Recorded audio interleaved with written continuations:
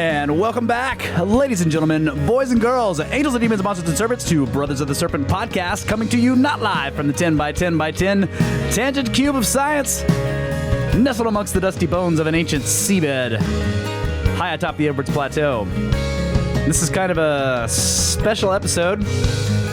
We have been joined by a fellow snake bro and traveler.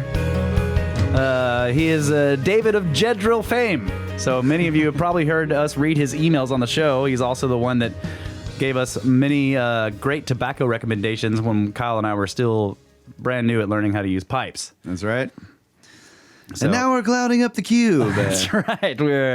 We're sitting in the cube, enjoying fine tobacco products and wine, and hanging out and talking about crazy stuff. He's been here for most of the evening, and so we were like, we got to get in here and podcast.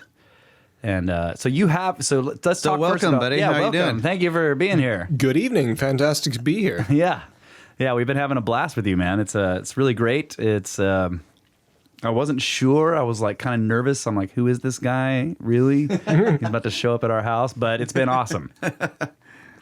So, what I want to ask you first is, like, you have a podcast, right? Yes. A History of Architecture. Yeah. And in addition to that, most of my newest content is out on the YouTube channel Living Process. And that stuff's out there, continuing ongoing. Are you going to continue the History of Architecture podcast too? Is that you planning on? I believe I'm going to be fusing the two. So okay. I think that some of the newest content really should be put into the podcast feed. So the things like I'm traveling here with Dana, a colleague that we're working on new collaborations with architecturally. So we're going to be putting new content out. And so I think that new stuff that goes on the YouTube channel should also go on to the podcast feed. All right. That's good. I'm glad to hear that you're continuing the project. And but we've sat in here, we've been hanging out, we've talked about ancient mysteries. Yes. Many things like that. So what I want to ask first is, how did you start getting into all this kind of stuff? Like, what was your path? Oh, man. Okay. Yeah, that's a hard one. So to go way back. No, probably part of it started when I was 4 years old, and my parents used the new video camera to record me, and I'm talking about a 4-year-old's conception of evolution. And then, this is preserved, so I remember it on video better than I would out of my natural memory. But then, this was, I was born in 1980, so I was able to experience, as a young boy, the discovery of the Chicxulub crater. Oh, right? yeah, okay. All the books I had were saying, and no one knows how they died. Yeah, yep. And so this is like that plants a seed in a young person's brain, in a young man's brain, in my case. And so that was like, grown-ups don't know this. That's great. I can figure this out. So I had a hypothesis that it was volcanoes. Yeah. And poisonous gases. Yeah. Were what got them. But, and that's like, well, and as I found out later, well, that's the Permian extinction. Maybe that's what it was. Yep. So, you can guess right about fun things, but that definitely planted the seed. And I remember all of that stuff coming out. And the interesting thing about the Dewey Decimal System is that the dinosaur books, I remember this because my elementary school was on Dewey Decimal in the library. All the dinosaur books were right next to Greek mythology. For whatever reason. It's like they planned it this way on purpose for a 6-year-old boy's brain. When I got sick of the dinosaur books, the Greek mythology was right next to it, and I started reading about Odysseus and Circe and all that stuff. Yeah. So I was like, oh, okay, that's there. So that was all in the background. And then like maybe when I was 11 or 12 years old, which I think many people my age, I think your guys' age, remember the mystery of the Sphinx with Charlton Heston. Yep. Talking about the erosion hypothesis. Mm-hmm. Okay, and then that was this other thing. It's like, okay, there's all kinds of stuff that there's work that needs to be done. There's stuff that needs to be discovered, and went on and on from there. And I think that I have to credit a good, very, very good man from Boston who has since passed on, but he was, I'd always been interested in architecture. He and I were both involved in architecture professionally and academically, and he basically told me who John Anthony West was. And I found out about and this is like, oh, I remember watching that. And so all of this stuff, I think I had known who Graham Hancock was and was interested in that, but that just took this up to another level. And so my personal and professional interest in architecture and in design was just deepened, and in history. In my borderline obsession with history was just really deepened and enriched by looking into all these areas, and it kind of came up that way. And then the miracle of the internet is that you get to find all this stuff that you wouldn't otherwise access. Yeah. All right. Yeah, but you started, that's young. You started, yeah, 4 years old, expounding upon evolution. Yep. Yeah. Because we've been looking into this stuff for a long time, but I would say that the really falling down the rabbit hole has been a lot more recent than being that young for us. But yeah, clearly I was interested in the mystery of the dinosaurs, like you're talking about. I don't know if I saw the mystery of the Sphinx that young. I don't think so, because we're not a TV family, so we never really had, I guess we watched the odd Star We had Trek. the local channels. Yeah, local channels. We watched some Star Trek, whatever. But I watched the Batman cartoons at 4 p.m. Yeah. Awesome. Yeah. Yeah. So, but it's no matter how you look at it, it's a long road. And now what I'm interested in is so we started talking about architecture, and you had this concept. And I can't remember the term you used. What did you call it? The Prime symbol. Yeah. Yes. Yeah. I got to give credit where credit's due. That's Oswald Spengler. So Oswald Spengler was he's fairly well known, but people have tried to forget him for whatever reason. Probably because he's just so darn pessimistic. It seems so gloomy to say that we're at the end of a civilization. But ends are beginnings. You just got to look at it in that way and be honest about the challenges. Anyway, so yeah, Oswald Spengler came up with this idea of prime symbol, the idea that underneath every way of looking at the world, that civilizations, even multiple civilizations, tend to be part of a broader, what he called a world system, and that there are different world systems over time. Everyone seems to understand the idea of civilizational rise and fall. We seem to just get that. And his main contribution to history and historiography was to look at rise and fall in a pretty darn precise way. And specifically, and the big part of the benefit of the consequence of that was he even wrote about this to say that everyone makes analogies about history. We do it all the time. Yeah.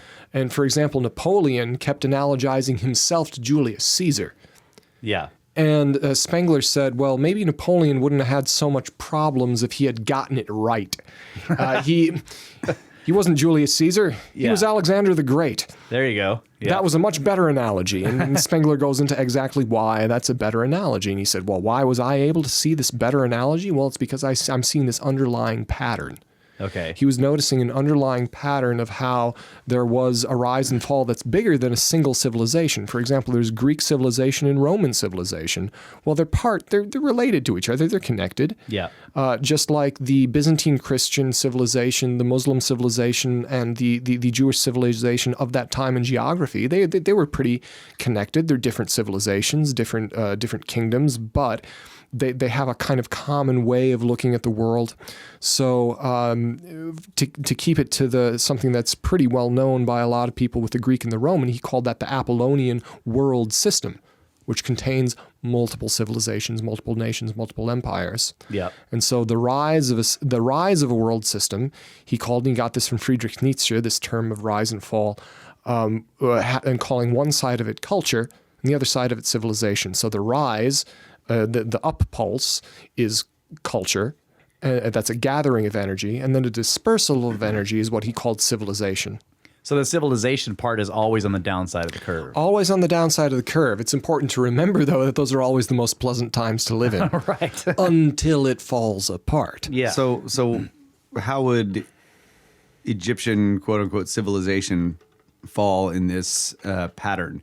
Like they existed for thousands of years, but you could say the culture existed all the way through that time period, but maybe civilization, there was an ebb and flow to the actual civilization itself. That's right. And I honestly think this is an open question. And the way that Spengler looked at this is he was terrifically honest about this. And so his book, Untergang des Abendlandes, which means terrible translation, but briefly, decline of the West, like sunset of the West.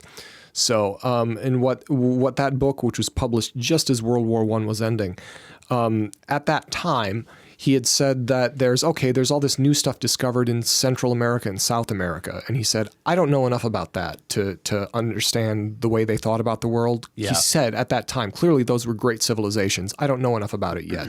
Great kind of honesty. So then he said, well, the Egyptian civilization, yeah, I can have an idea about that. Sumerian, kind of. Greek and Roman, definitely. The current European, definitely. So the way that he understood the Egyptian, what he understood of the Egyptian arc of civilization is that it was starting with the Old Kingdom and was kind of reaching a peak. And this is getting into more detail, but he said at the peak of each civilization, you get what's called the rational man. Is that the kind of stuff when a civilization begins, it's all instinctive. It's inspiration. People aren't necessarily even understanding what they're doing, but there's a new way of seeing the world, a new kind of, the great German word geistig, which means mental and spiritual. There's the physical and the non-physical.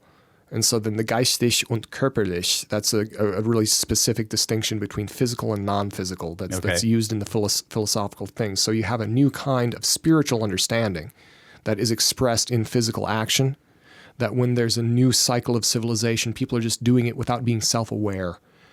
And it kind of comes out a little bit messy, but it's innovative.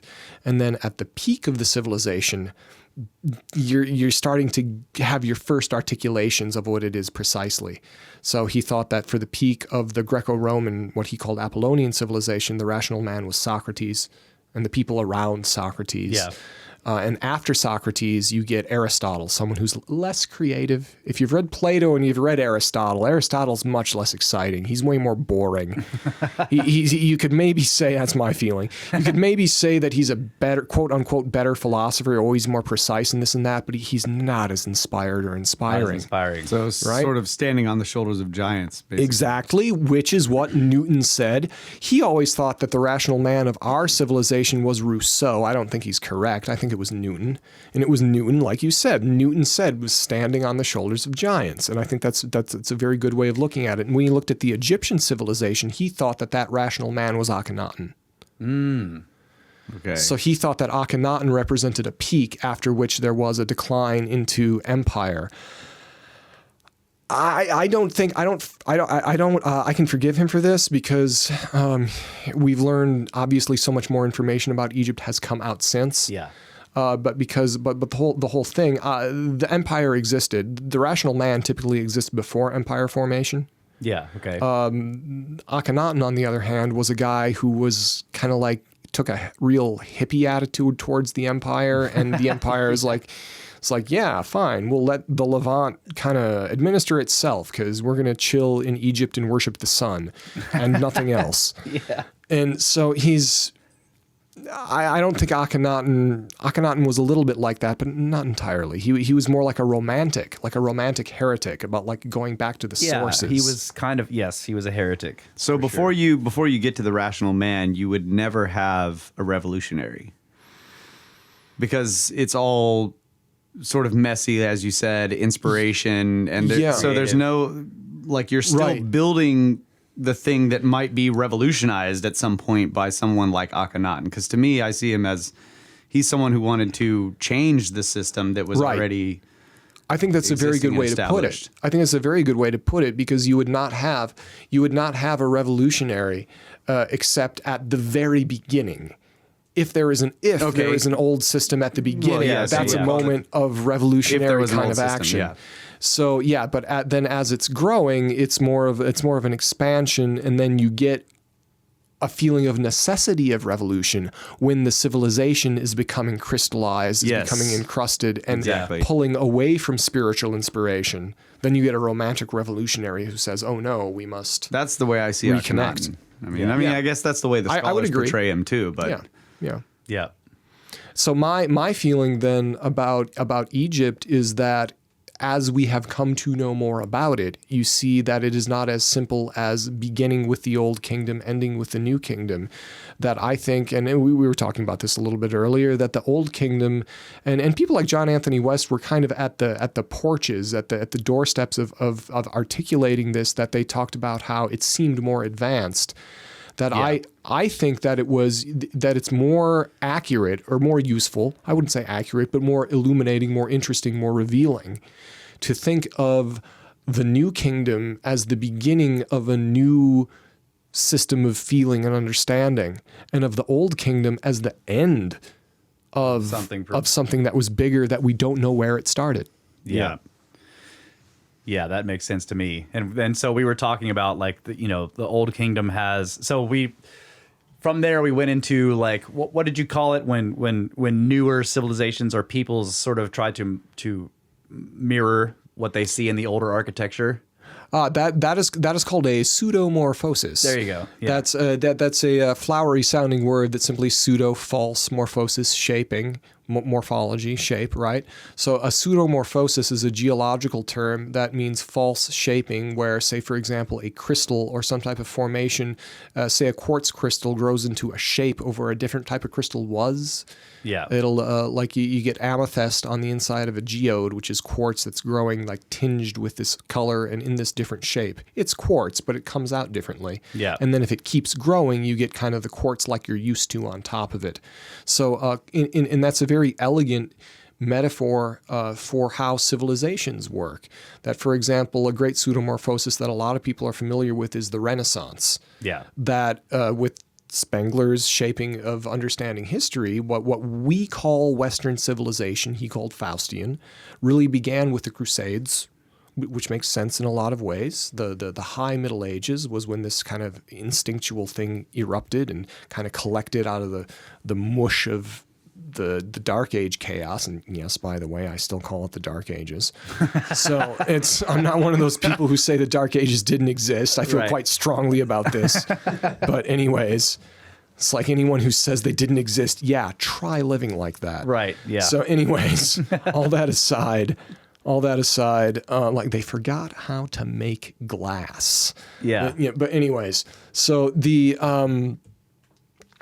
if you're coming out of Western civilization, what we call Western civilization, Faustian was coming out of that, and you get to the Renaissance, as this feeling of the world is maturing, they decide to like dress up their culture in different costumes. They get fascinated with the older stuff. Yeah. The Renaissance was Western civilization putting on Roman and Greek costumes. Yeah.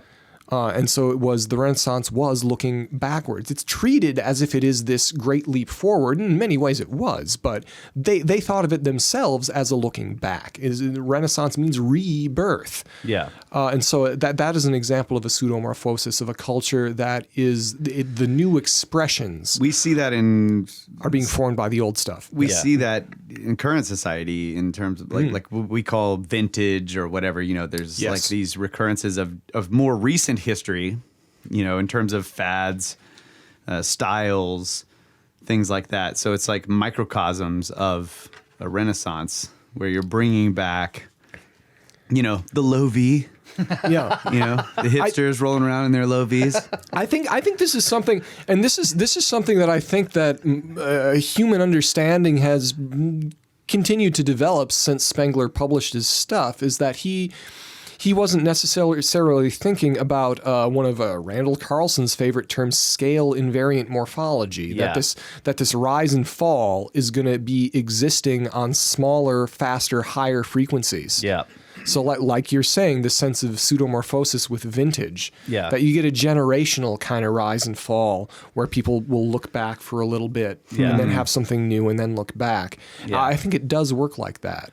Right. Wow, and it can also work in enormous cycles too, which we may That's not right. even be able to see because there may have been too many destructions between now and then. And it's like that. And there are dark ages. Yeah. Yes. There are dark ages. Where we begin again like children. Yeah. Yep. Man, that's really cool. Where did you learn about this guy? I mean, About Spengler? Yeah. That was one of my architectural colleagues pointed it out to me. And it's one of those things that is, I think, really, really important, because if you're deciding, the way I think about architecture and design effectively is that you're deciding what shape stuff is for good reasons. Yeah. It's like you can get, and there are reasons to say, yeah, it's more than shape, but ultimately, yeah, it's the shape of stuff.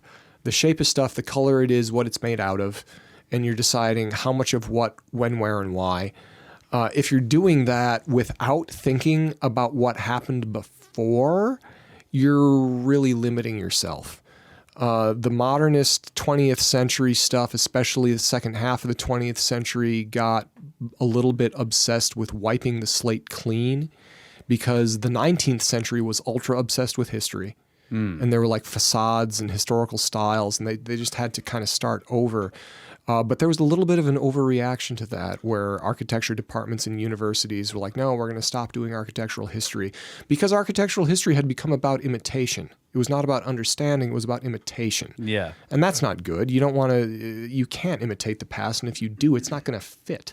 Yeah. So Like now our- we build tall glass rectangles. Right. Yeah. Because it's not. It's slate wiped clean. Exactly. Yeah. Okay. But that only works. And then it's like, well, if you want the slate wiped clean, yeah, there you go. But the slate was wiped clean not as an end in itself, but as a means to an end. Okay, yeah. Because it's like, oh, yum, a clean slate. No, no, that was not what what people wanted. Yeah, now you're supposed to put stuff on the slate. Don't That's just right. leave it clean. Yeah. So and then the trouble with that is that it only takes like 10 or 15 years to where, like, yeah, smooth glass skyscraper, that's not a clean slate anymore. You're imitating. Now it's a thing. Yeah. So it really helps to understand. And I got into this in one of the episode series of my podcast talking about Vasily Kandinsky. He had an amazing book called On the Spiritual in Art. Okay. Where he talked. Was he an architect or? He a painter. Okay, a painter. He's a painter. He's famous for like breaking out into what we now understand as abstract art. Okay. He was one of the first guys to really self-consciously do that.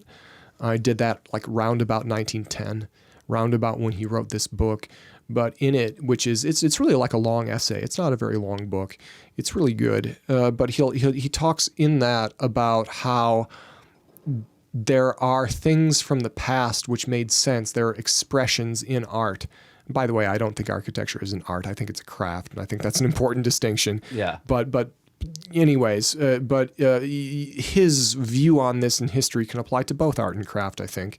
So he was talking about how there are means of expression in art, architecture, and craft that make sense for the time. And then after this way of feeling is no longer the same way of feeling because the world has changed, it's impossible for us to understand it in the same way. Now, if it's profound, it's going to speak across time forever.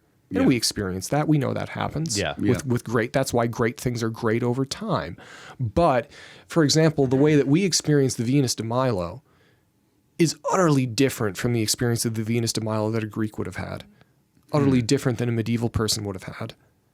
But you are able to kind of see, even in the difference, you're going to, several things. You're going to understand in what is held constant, which controversially I would say is like universal beauty, which I think exists to a degree, and is worthwhile to explore. With what is held constant, you will learn from. And with what is different, you will learn from. Yeah. And by looking at both of those, that helps you understand. It's like a compass. To look at history is like a compass in that sense, and you will understand where you are and that'll be ideally helping you in solving the problems about, in the case of architecture, how do you design stuff and make stuff to do really good things for people that really fit what they need and help people feel wonderful and in a really great situation that way. Yeah. And so I think that the study of the history of architecture is important for that. And one of the elements, to get back to what we were launching this on, and is the sense of prime symbol. Prime symbol was Spengler's way of distilling, of boiling down what was really what was trying to find out what was underneath these ways of understanding the world and expressing things. Do we know that like a Greek person experienced these things differently? I mean, is there evidence of that, or is this just an idea that's being postulated? I think it's both. I mean, it's a hypothesis. Yeah. It's this very speculative hypothesis, prime symbol. It's really, it's nothing that you can prove. Is it metaphysical? Absolutely, because it's metaphysical. It's on the outside of the physical stuff. It's a speculation about human understanding and philosophical tradition. But you know what? I'd say that there is evidence. There is evidence of it, and some of the best evidence of it is the Pythagorean Theorem. So Pythagorean Theorem, if you ask someone today, what is the Pythagorean Theorem? You look it up in the dictionary, or you ask someone who's been through the high school class recently, and they'll say, oh, well, a squared plus b squared equals c squared. Yeah. It's like, well, that's how we say it. Yeah. Yeah, if you like go to Euclid. Do we know what the Greeks said? Well, yes, we do. We know what Euclid said. Okay, is there a squared plus b squared plus c squared, a squared plus b squared equals c squared in Euclid? Absolutely not. It's not. Okay, why? Because a squared plus b squared equals c squared is a European interpretation of a Muslim expression of what Pythagoras said about an Egyptian concept. Okay, so it had to pass through multiple systems to get to us, and that's what you're saying. Yeah. What we have today is like this layer cake of math, in which what we are looking at, what we are tasting mentally when we do the Pythagorean theorem is like all these layers of stuff, the way that the Greeks understood it. And you can see this in like conceptual murals in certain places. You'll see a triangle with a checkerboards of squares on either side of it. And what you do is there's a section in Plato. It's the great kind of like the Pygmalion type joke where Socrates makes a bet with someone. It's like, you can't, like you say all men are rational, even slaves. Why, yes, I shall demonstrate that even a slave knows Pythagoras by asking questions alone. And then it's like, oh, wow. And he blows this guy's mind because he takes an illiterate slave and just asks him questions. And the slave boy ends up recapitulating Pythagoras. But the way that it's done in this is nothing about algebra. There's no algebra in there at all. The Greeks didn't know algebra. Algebra was the Indians and the Arabs. Yeah. So the way they did it was by manipulating physical stuff. Yeah. By drawing in sand a physical space. Yeah. And extrapolating off the sides and squaring the sides and then comparing the sizes of the squares. Yeah. And this was expressed algebraically later. So what Spengler is pointing out is, okay, so these world systems, in this case the Magian, which is what the Muslim civilization was part of, and the Greek, which was the Apollonian, they understood what numbers are in a different way. The prime symbol, it gets down to the prime symbol. The prime symbol of the Apollonian was body, the physical, which is expressed in a column, which is expressed in freestanding sculpture. In the Magian civilization, it was the sense of cavern, which I still have trouble wrapping my mind around, but it does make sense. Like open space on the inside of something. That's what I get when you say cavern. Yeah, That's what I thought too. Yeah, I think open space in a very specific way. Open space within a dome. A dome. A dome that is lit from above, that has an inside and an outside, and there's an elegant balance between the two, and the light shines through it, the light of the divine, which is both inside and outside, but it's connected because of the piercing in the dome. And the oculus. calculus. Yeah. Right, exactly. and you can see how within a civilization inside that world system, that these are the people who would naturally invent algebra. Because it's about balancing. It's like outside that dome is the unknown. Ooh, that's the X. Okay. Yeah, okay. And xenon, the unknown, xenophobia, fear of the unknown, right? And so you use X to represent what you don't know, but you assume that it's balanced because everything is balanced inside and out, macrocosm, microcosm, cavern, right? And so then they develop a way of doing math that is about the balance of unknown to unknown in order to discover more. Yeah. And this is what generates algebra. This is what generates alchemy. I can see that. Yeah. Algebra is based on like the assumption that the equation must balance. That's right. Yeah. So the Egyptians would never come up with that. The Greeks would never come up with that. The Greeks who were living among Muslims did when they all talked to each other. Okay. And so that's, Okay. So the Egyptians wouldn't come up with it because they had, what was theirs? Their prime symbol, Spengler's idea of their prime symbol is path. Is path as expressed, anyone who's familiar with, like one of the nicest things that I think Graham Hancock has done is his popularization of the duat. Yeah. Of helping people understand really That's what was exactly meant what by I thought. that. You said path, and then also the tarot, which comes from Egyptian symbolism. And if you look at the 22 arcana of the tarot deck, it's all the path of the fool going through all these stages of life. It's very much like the duat. There you go. Yeah, that's really cool. Path. And so and then that's expressed in their mythology with the path of Osiris under the earth in the bark fighting the great serpent Apophis, and and you must stay balanced with Ma'at. Yeah. With the feather of Ma'at must stay vertical because you cannot fall off the path to one side or the other to stay on the path of righteousness to get to the kingdom of Osiris. And there's the book of coming forth by day, also known as the book of the dead, where you go through these stages, and it's extremely linear and progressing, like the sun going through the sky, like the stars spinning. But it's understood in that very linear way, and that is expressed in their architecture. It's expressed in their art. Yeah. So if the prime symbol is the path, it in a way makes sense why they would sort of be obsessed with death, because that is the part of the path that then goes.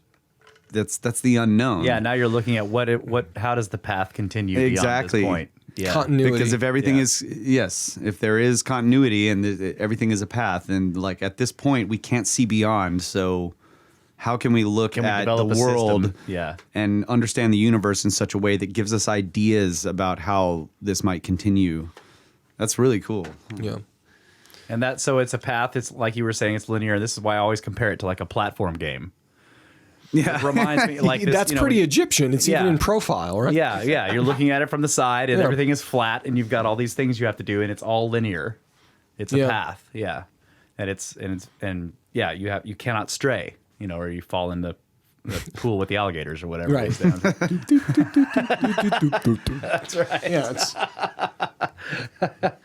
So we have the path, and we have the cavern, the cave, the dome. Then what's the next one you talked about? The there's For the Faustian, okay, yeah. So body for Apollonian. I don't remember what he said for Sumerian. And you were talking about earlier about the oddness of the Sumerian language being like an island. Yeah. So like Spengler, part of this I think was that stuff hadn't been really translated all that much. right. It still hasn't really. Yeah, and I don't remember Decline of the West talking about the Sumerian prime symbol, because he might not have said that, might have been like insufficient data. Yeah. But the Chinese, there's a Chinese symbol which is the way, the Yeah. Tao, Okay. Yes. which is a kind of path. But a really different path from the Egyptian path. Yeah.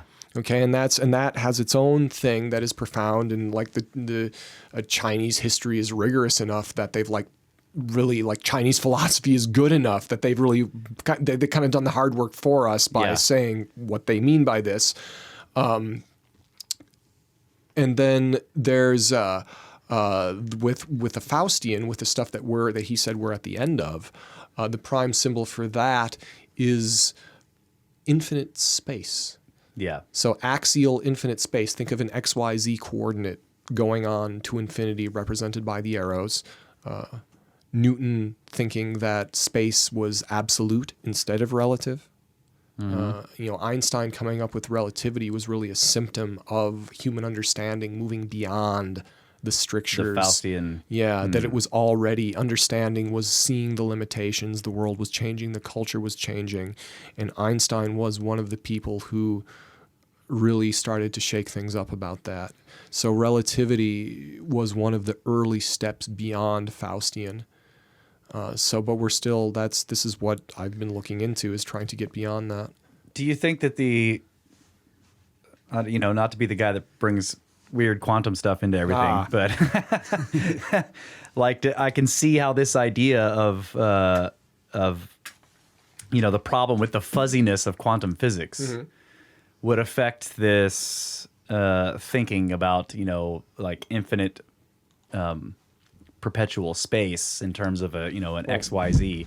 And I just want to say, I know we got to take a break here, but I want to say, one of the cool things we were talking about with this, in terms of architecture, because you were relating this to me a lot in terms of architecture. So you were saying the body, you have columns, and yes, you definitely see that in the Greco-Roman. Everything was columns and shape and form and sculpture, freestanding sculpture, like you said. But with the infinite, I love this picture, and I wonder how much the obelisks are like this. So maybe we'll get back to this when we come back from the break. But these spires that you see on some of these the Faustian structures, you've got these churches and they're a cross shape, so you're getting the X and the Y, and then the Z is it being tall. But you stand at the base of it and you look up, and the steeples come to a point, so that's giving you this vanishing point, it's going off into infinity. Yep. So we'll have to come back to the obelisk on that, because I'm wondering if that's why is that these obelisks so old? And then they started the culture that you're saying has this fascination with this is dragging obelisks out of Egypt and planting them all over their world.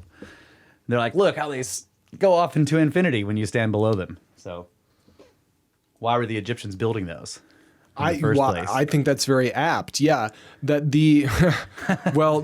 right, this is because a type of path. Well, their path was to the stars. That's right. Yeah. And they're watching. If they're treating it, perhaps the Faustian civilization that was grabbing these things was thinking of it as pointing to infinity. Yeah. Perhaps the Roman civilization that was grabbing these things was thinking it as, yes, that is the tremendous, most enormous body of granite I've ever seen. Yeah, it's the best column in the world. We're going to be awesome because we own this now, right? Because maybe that's how they thought of it. From what we can tell, I think that maybe the Egyptians thought of it as, they thought of it as a frozen ray of the sun. Yeah. And so the play of light and shadow meant that it was a gnomon. Yes. That it cast a shadow, and the shadow swept across the plaza, creating a path. Defines the path. Okay. Yeah. Good answer. Yep. All right, we're going to take a break.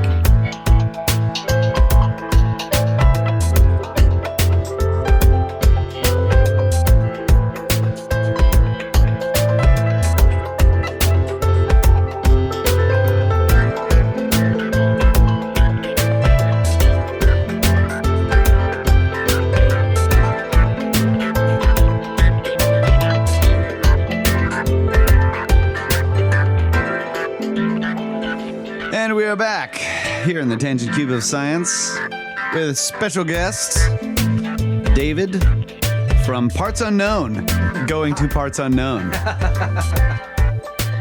Hello.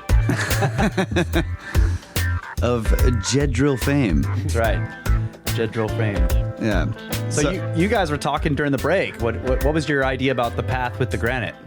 Okay, so it occurred to me that, I don't know.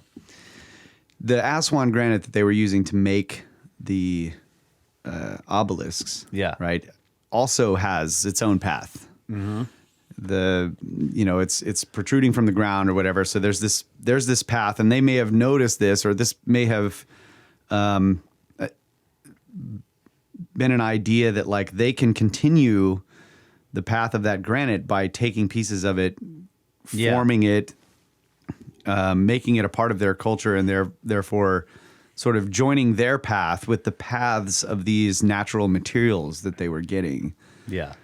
I'm just thinking of a way that would change, the concepts behind what we do with materials. Like in architecture, I guess, I don't know why that seems important to me, but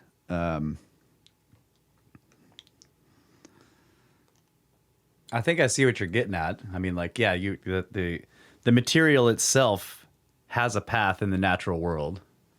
yeah, I'm thinking if your whole mindset or your culture is designed on, or the way of thinking about the world is all in that sort of context, then everything that you would look at in the world, you would see there's a clear path, there's an unknown path. So like looking at a tree, for example, the roots under the tree would be sort of the esoteric, The the underworld. underworld part of the tree. It has its own path. And then, of course, when the tree dies, perhaps there's something more. And so they're looking at these raw materials that obviously have a path. Like if you follow a quartz vein, you're seeing the gold in the quartz vein, and you can follow that. You can mine, you can go down underground and continue following the path of this material. Yeah. And so it would sort of, I don't know. I was just thinking like maybe that was part of why they picked certain stones and went to such great lengths to get them that specific type for a very specific purpose, because everything in their mindset was oriented towards this path idea. Yeah. So I just thought that. And that's cool. It's something that, that I think Russ was mentioning about eternity, right? That the path is. Well, I think both of you were talking about this. About that the path means that you're going to think about continuity. Yeah. Quite a bit, and that if you're thinking about that, there's a way of thinking about path through space. There's also a way of thinking about path through time. Yeah. And so if you're carving something out of this granite, you're kind of embracing this physical path, a long stretch of granite, but then in space, but then also thinking about the path through time, about the eternal preservation of form. Because that's really what the Egyptians were doing with the idea of immortality and eternity, which is that the form itself continues. It didn't. If anyone who's snarky enough to think, oh, the Egyptians were trying to take it with them, silly Egyptians, those were images of food. It's like if you're trying to sneer at ancient wisdom in that way, you're probably not perceiving like the depth of what they were getting at. Yeah. Like they knew it was a picture of food. What was important to them is that the idea was becoming eternal. And then we know that the Egyptians were very big on the pronunciation of the name, right? That you have two types of death. You have the type of death where your body itself goes away, where your spirit, your ka and your ba, are separated from the physical body, but they can, if you preserve the mummy, the ka and the ba can visit and come back and go away and come back with the cycle of the sun, but the pronunciation of the name is so important because that's calling the spirit back. And that's very poetic because really, yes, there's the metaphysical aspect, but there's also the literal aspect that you are eternally preserving someone's memory. You are keeping alive that kind of presence of who they are by saying their name. And so the second time that someone dies is when their name is spoken for the last time. Yeah. And so the hieroglyphs were meant to evoke speech. And so if you're carving the hieroglyphs, say of Ramses II with his really deep, no one is going to carve over this hieroglyphs in the middle of the obelisk, which you can see those in Rome, and when you see the shadows on them, it's like, my God, they really make that stand out. You can really see the high contrast. So, and you know what? We're still looking at it today. We're still saying that name today. So it worked. Yeah. We're still I was just going to say, like, Ra me ses, we're still doing it. Yeah. And so the idea is that then in the path through time, you are preserving form. The obelisk itself stays the same through time, holds steady over time. The property of granite itself, you guys can correct me on this maybe, but I believe that granite has a special property that the thermal expansion and compression is like Very close low. to nothing. It's very low. Right? It has some, but it's very low. Yeah, Exactly. So if you're looking for something that preserves and stays stable over time, that'll do it. So granite goes through a death and rebirth to Right. form this eternal structure. No, yeah, it's a transform rock. Yeah, igneous transform, right? Yeah. So I mean, when- this is it's almost a metaphor in a sense, like the way the Egyptians would look at it, to our lives. Right. We go through this. We're not eternal right now, but then through the death there comes, if it's done right. Right. Then you reemerge as this eternal. Coming forth by day. Yeah. Yeah. You see what I'm saying? So I do. Yeah. That's cool. The granite starts out with a fluid form, and then if all the circumstances are right, it goes through a transformation. It gets submerged, and then it becomes the stone, and then when it comes back out, it reemerges as a new thing that is almost eternal. Yeah, exactly. Mm-hmm. That's cool. And so the other thing about Did they know that? No. Right. Okay, so again, this is all based on this other guy. I can't remember his name, but his whole idea, Spengler. Spengler's idea of the path. But I'm just going to apply it, whatever, completely.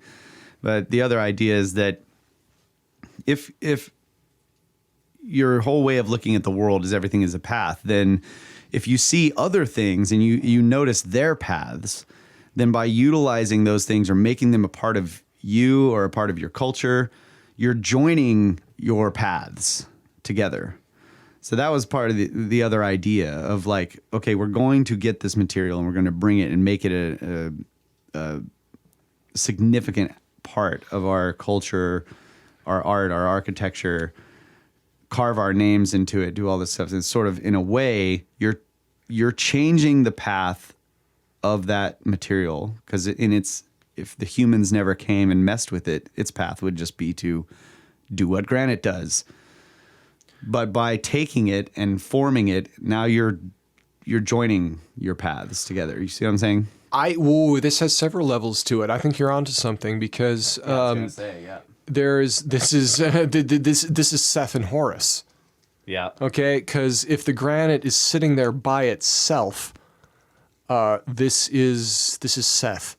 Seth is the power. Now, of course, what's his name with the hat? With the hat. Yeah, that's right. The bowling pin hat. He wishes. The defrocked chair of, why am I blanking on this guy? I've repressed his name. The defrocked chair of Egyptian archaeology. Zahi Zahi Hawass. Zahi Hawass. The guy with the hats. Okay, he wishes he had a bowling pin hat. So like Zahi, I always thought this was kind of sad that like Zahi is talking about Seth Set, and he's like, oh, Set, it is the devil. He's definitely the devil because he's evil. And, like, well, that's not the point. Exactly right. Yeah. No, not really. Because like, well, you look at the Egyptian iconography, like when in the devil anything was the devil on God's boat holding a spear for God. Killing an evil chaos thing because God told him to. Yeah. Like, okay, that's obviously a different mythology. But no, Seth is simply just like wildness. Seth is simply wild power. Exactly, chaos, storm. Yeah. And so the granite by itself comes out of that wild environment, is that wild environment. And so then like human consciousness, observation, the eye that was Osiris, the eye of Horus, his son. So the human eye and the human understanding then shakes hands with Seth.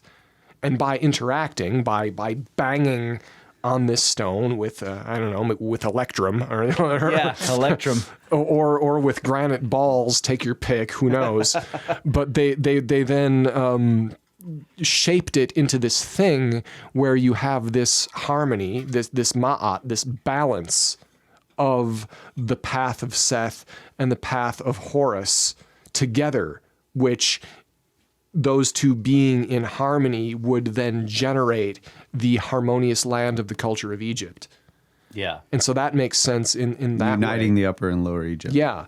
And in another sense, with the way they were understanding path and identity, which I thought was really great about what we talked about forming identity with the path, over and over again and there are people who are way more familiar with this than I am, but there over and over again in Egyptian mythology, the prayers that we have that survive say, whether it's a man or a woman, like a man could identify with a female goddess and say, I am becoming this goddess, as much as a woman says, I am becoming this god. Why? Because they didn't see it as like, I am this person. It's like you're becoming resonant with it. You're becoming in tune with it. Yeah, with their properties or the way exactly. they are. Yeah. The neters, the divine nature principles. So you are tuning yourself to this frequency, and like, well, here I'm going into another analogy entirely, which is part of our world, but you're tuning yourself into the frequency of this, or to go back to path, you're joining the path of,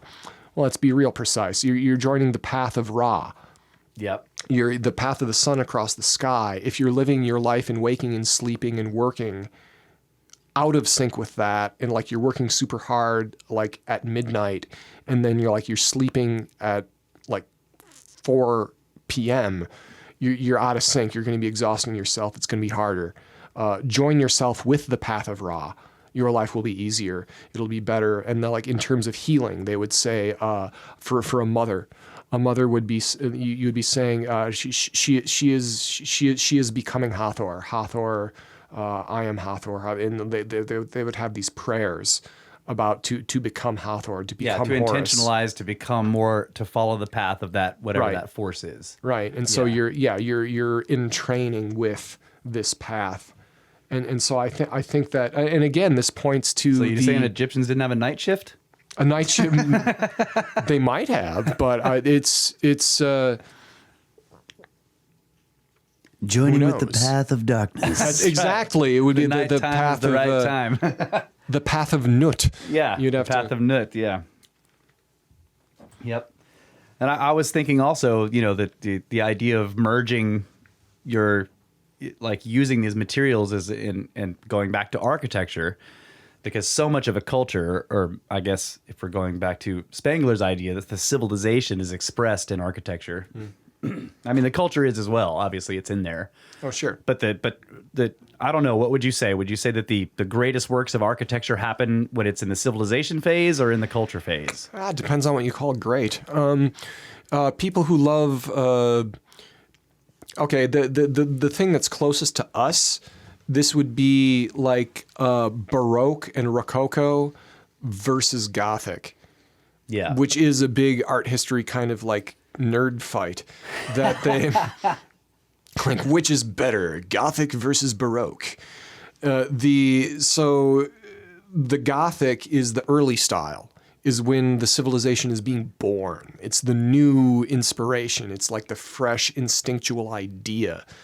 And there's, I wish I could remember the guy's name, but it's like he's the guy who was the monk enemy of Bernard of Clairvaux. For whatever reason, like the guy who was of the Abbey something or other, who was the friend of King Philip. Watcher. Dang it. Anyways, people can look this up. Yes. Hey Siri, who is the enemy of Bernard of Clairvaux? Yeah. But he was...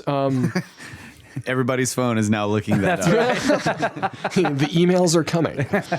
But I was lucky enough to have an interesting class in some of my graduate studies where I came across that stuff and read it, and it was like the most awesome Boy Scout manual advertisement ever. Where you could tell it was like, come join the Cistercians. Oh yeah. And it's like, we do awesome stuff like cut down trees to find the proper tree that Jesus wants us to get for this cathedral, and it was a miracle because we found it, and we're gonna bring this, and it's gonna be the best French cathedral ever.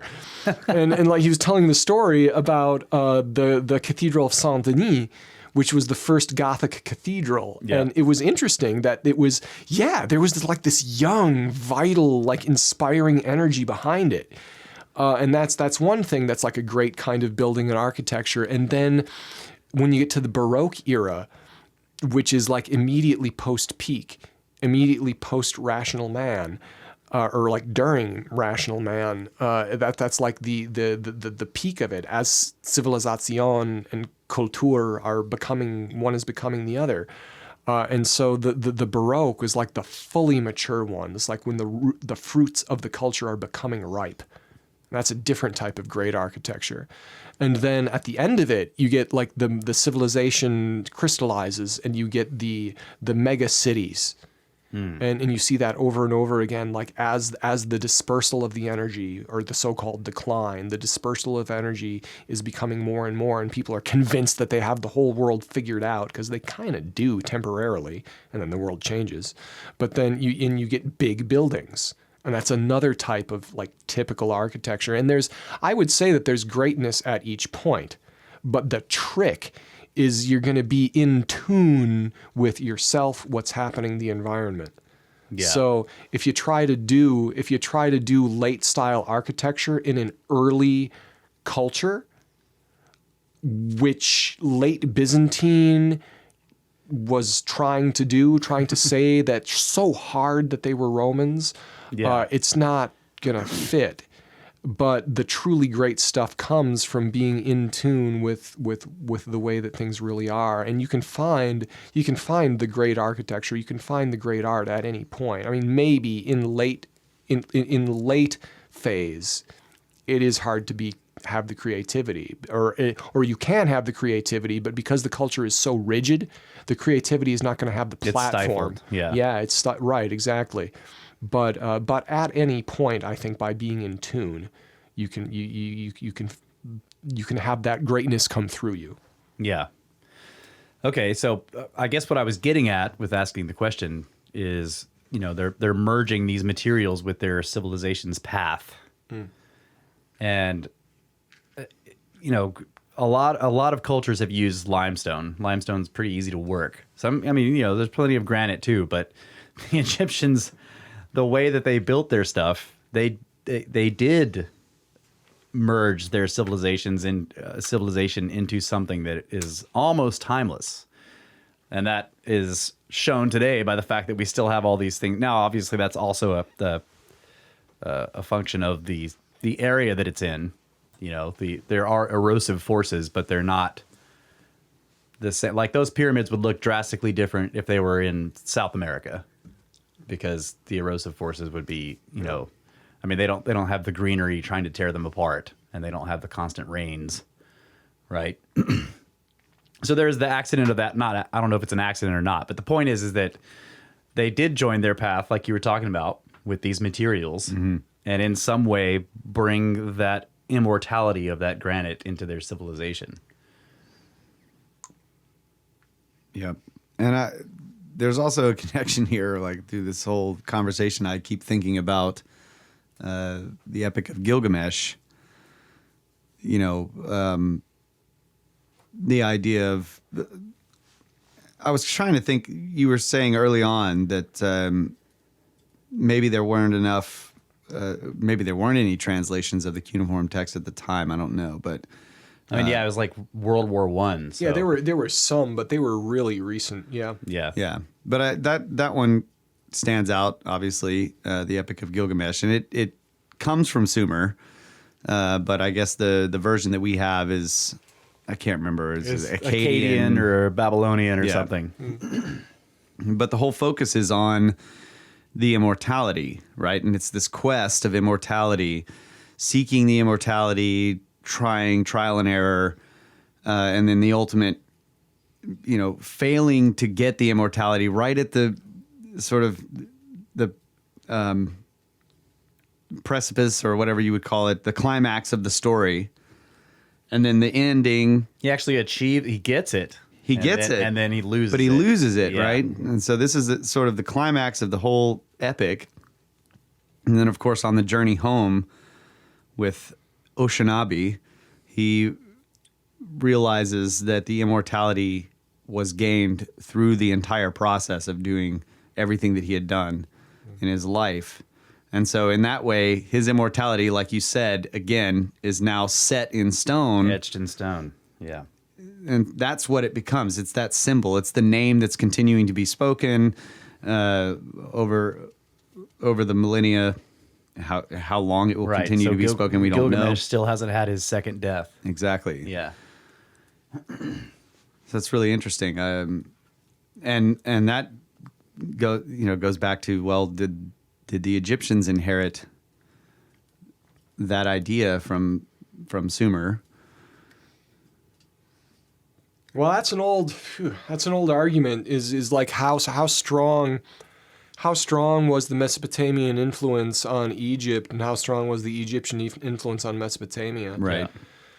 I'm not an expert enough on that. I do have a feeling that there was some Mesopotamian influence. I think it's been overblown. There's an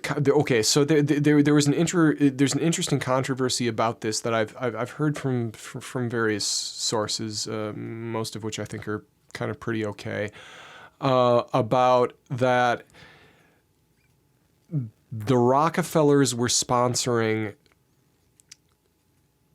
historians in the United States, and there was an early edition of a book, and this has come up through African American scholars, that from where I've been familiar with this, where they were talking about how this happened, that there was a scholar who, in the first edition of the book about Egypt, he was talking about how, this was an African civilization, and African people were doing this, and this stuff was before Sumer, and then this stuff happened with Sumer, and they kind of interacted with each other.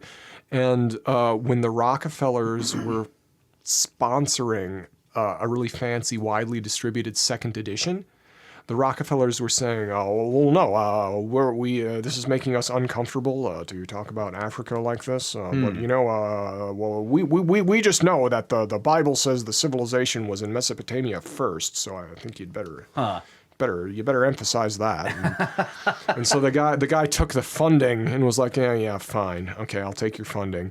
And so then, and unfortunately, this became tremendously influential, where what was a complex story was then revised to be an ideologically driven simple story of the Mesopotamians directly influencing the Egyptians, and the Africans got their culture from the Mesopotamian. And we know that it's not like that. Yeah, now. they're contemporaries, basically. Yeah.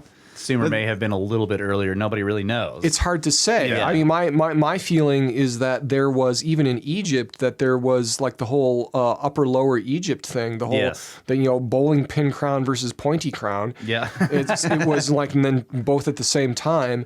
Okay, that means that there's a lower Egyptian civilization which would have been connected to Sumer more closely, and then there's the upper Egyptian stuff, which is where the hieroglyphs came from. Like for the hieroglyphs are proof positive that this had nothing to do with that aspect, had nothing to do with Sumerian. Yeah, right. And I think that there was a strain of, and the fact that the Egyptians, even in the Old Kingdom, would make pilgrimages to Nabta-Playa. Yep. They would go out into what even then was the middle of the desert. Yep. To a place that thousands of years before then had been a green grassland. This shows that there was a kind of probably pastoral, maybe agricultural. We haven't even looked to see if it was agricultural. Yeah. And there are all these river systems that people are discovering now, that there was probably a civilization of some type, or at least a highly advanced culture that we don't know about, that was in the middle of the Sahara. And the Egyptians were going out there and studying Adam's calendar. Is that what you're talking about? No, not Adam's calendar. Well, Adam's calendar, well, that's another thing. That's in South Africa. And so that points to That's not on Nabta-Playa? Those are two different. This points to the rich diversity of ancient wisdom and ancient civilization in Africa. Okay. Adam's calendar is some really amazing stuff, and who knows how old that is. I believe that's South Africa. I thought the same thing. I thought it was Nabta-Playa. I did too, They're two different sites. Excuse me. They're two different sites. Nabta-Playa is in Egypt, I believe. Yeah, it is. It's out, but it's also out in the middle of nowhere. I thought I've heard of it called Adam's calendar, but maybe that's where I'm getting the name wrong. What I have heard of as Adam's calendar is a stone circle that is in South Africa. Okay, yeah, I've heard of that too. Yeah. And so the whatever people were creating Nabta-Playa, I think is likely a green Sahara river lake civilization. Yeah. And these people, when it was drying, migrated to the Nile. Yep. Where they brought their astronomical knowledge, because if you're in the middle of that flat Sahara, it's like navigating through, and the Bedouins still do this today. It's like sea navigation. Yes. You're going to do the same thing. You're going to develop the same astronomical wisdom. Yep. So they would have Or you're gonna had die. Right. Yeah. They would have had these stellar observations, and then coming to the people and conquering, to a certain extent, the people who were already at the Nile. So the pharaonic civilization and the hieroglyph civilization, those elements of it, came from the middle of the Sahara. And then there's evidence that some people moved east, some people moved west. The people who moved east became pharaonic Egypt. The people who moved west became the Dogon, which is why you have that linguistic connection between the two. Yeah. Yeah, Scranton talks about that a lot. Yeah, Laird Scranton does. We need to take a break? Nope, not yet. I mean... Oh, I guess so. We didn't turn that over until we started the Sands of Time way late. My bad. Sands of Time are very accurate. Starting the Sands of Time, not so accurate. All right. Snakes!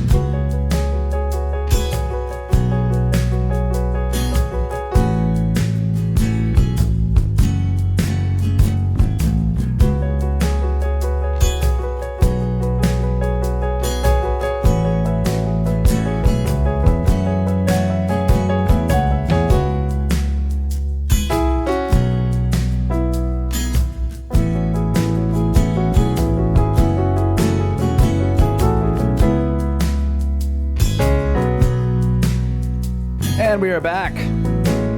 Ladies and gentlemen, the Snake Bros Institute for Advanced Coprolite Studies, where there are no degrees, only certificates of ignorance that you have to print yourself. And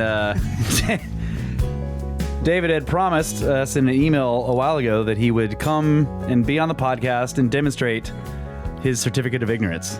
I gladly. Yes. The shape of my unknowing by the light of others' wisdom, which I would eternally delight in. Well, we are enjoying our fine tobacco products, and now we have some fine wine, gentlemen.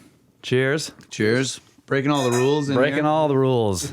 I drank quite a bit of wine before we started because I didn't know we were going to podcast, and now we're drinking more. So. That's right. Yeah. So now Pardon the slow brain. Yeah, the brains will be getting slower. But I wanted to ask, because we were talking about this idea of civilizations and their and the rise and fall, and because of our particular civilization, the end of this Faustian one that we're in, we look at things in terms of wave forms and frequencies and stuff. So we're talking about that, how they go up and down. You can draw this sine wave. But I was thinking about how in so many places all over the world we see, and you were actually just talking about this, about how like it's at the very end of stuff where you get these enormously massive buildings. And then I started thinking about how we see in quarries all over the world the largest stones of unfinished structures. Oh. Nice. Yeah. Right. So you have this obelisk that's in Egypt that is unfinished, and it's absolutely enormous, far larger than anything they did. And then at Baalbek in Lebanon, the quarry there, they have these absolutely gigantic stones that were obviously being prepared to take over to the site that never made it. And we see it with the Moai on Easter Island. There's a humongous one that's still in the quarry that was never completed, never pulled out. Same thing in Peru. Just it's all over the world. We see this where somebody was engaging in some construction project. Sometimes we can see the remnants of what they were building, but the largest stuff that they were getting ready to move over to the site or whatever never was, like, everybody down tools at some point and never returned to the job. So are we looking at the end of a world system there or something like that? I think you could. I think that it makes sense that as several things are happening, as the confidence that comes with people for a certain while thinking that they do understand and figure out how they are relating to the world and really understanding it, and for a while getting it pretty good. Yeah. But then as the world changes, it starts breaking down, and so that starts causing challenges and problems, and so that's one pressure. And at the same time, there's another pressure of the confidence going up, the expansion going up, the desire to outdo what has been done in the past going up. Yeah. And so you have that also making things bigger and bigger at the same time, to eventually the point where your reach extends your grasp and you can't complete stuff. We've been seeing some of this. This phenomenon in our own culture happened in Chicago, where they were trying to build the Chicago Spire, designed by Calatrava, but ended up with a hole in the ground, sadly. Because of the 2008 financial crisis. They're going to have this kind of interesting, large, kind of unicorn horn looking thing, but then they couldn't finish it, and maybe it wouldn't have been a good idea anyway because it was too big. Yeah. Frank Lloyd Wright had an idea called a half-serious idea of a mile-high skyscraper, which then Skidmore, Owings, Merrill built a smaller version of, and they called it the Burj Dubai. So that's, but you do tend in now, and with the older stuff that you're talking about, I think it makes complete sense that the unfinished stuff that is so big you can't do it tends to be as something is ending. Yeah. So you think that it's more likely that, okay, I guess the question I really want to ask now is, how do catastrophic cosmic events fit into this system? Because what Spengler, I think, was pointing out was something that happens with people and with their civilizations, right? But are there spikes in the graph that are cosmic events that crash things without this up and down? Or are we looking at the up and down and not knowing whether or not there are cosmic events involved? Short answer, yes. The cosmic events have an impact, I'd say. Yeah. I guess what I mean is, do they disrupt the curve is what I'm asking. They do. Yeah. They do. Well, Randall has gone about this very, very eloquently, talking about how, in a certain extent, the Dark Ages were literally dark. Yeah. You had the volcanic eruptions. Wasn't it volcanic eruptions? Yep, there at Santorini. Yeah, sure. Well, that earlier. What I'm thinking about is the late Antiquity Dark Ages, like around the time of Justinian. Okay. Where you had crop failures. That was the Maunder minimum. Okay, there we go. Yeah. Solar minimum. Okay. Little Ice Age, I believe. And so you've got a situation where whatever's causing it, whether it's volcanism, whether it's Milankovitch cycles, whether it's an impact somewhere, it does affect it. It makes sense that thinking about the most recent cycle, so the birth of the Faustian. The birth of the Faustian came just as the climate-influenced Dark Ages were ending. Europe started warming again, agricultural productivity went up, and therefore there was the ability of a new growth to fuel itself, to feed itself. Yeah. You're not going to have a civilization starting. You're not going to have a world system starting unless the natural environment is allowing you to do it. But I would say it's a great question, because why is it that the Gothic cathedral building suddenly starts and then just it's like it ends right when the little ice age comes on, and then of course the plagues and everything else leads us into the Dark Ages. But was that really I think there's a human focus on this idea of the civilization's rise, and of course the architecture, and then reaching this peak, and then you have the rational man and this transition and all of that, and then the fall. But why is it that it looks like this natural event comes right after some great change in our abilities, or in the civilization's abilities to build and create such great architecture, like in the Gothic cathedrals? Like, that's just it's too coincidental. Well, maybe it might simply be that human capability will tend to expand stuff. If you're not having your memory disrupted, if you're not having the slate wiped clean, you're going to have the expansion. If you're not having your productivity undercut. Yeah. And as has been demonstrated and continues to be discovered, there are periodic destructions or disruptions. Yeah. And so, sure, that it would make sense that within this periodic destruction, you're having human development get more and more and more and more and more complex. And it looks like the destruction comes like just as that peak is there, or maybe right after. But it just makes sense that the human development is fitting within these natural intervals. Okay. Of disruption and regrowth. The other thing that I really have to touch on here is the idea of the sense of scale as well. That there are the huge disruptions. Yeah. Which precession can be used as a lens, whether it's causal or not. Yeah. Precession can be seen as a lens of understanding a certain level of 26,000 year scale. Of pretty darn big disruptions. Yeah. Within that, then there are like the minor disruptions. Yeah. Yeah, and then even outside of that, there are like the 2.6 million year Right. destructions. And yeah, I was just thinking, I don't know why I was thinking this, but there is no such thing as catastrophic everything becomes good. Like, that doesn't happen fast. Yeah, right? that's really...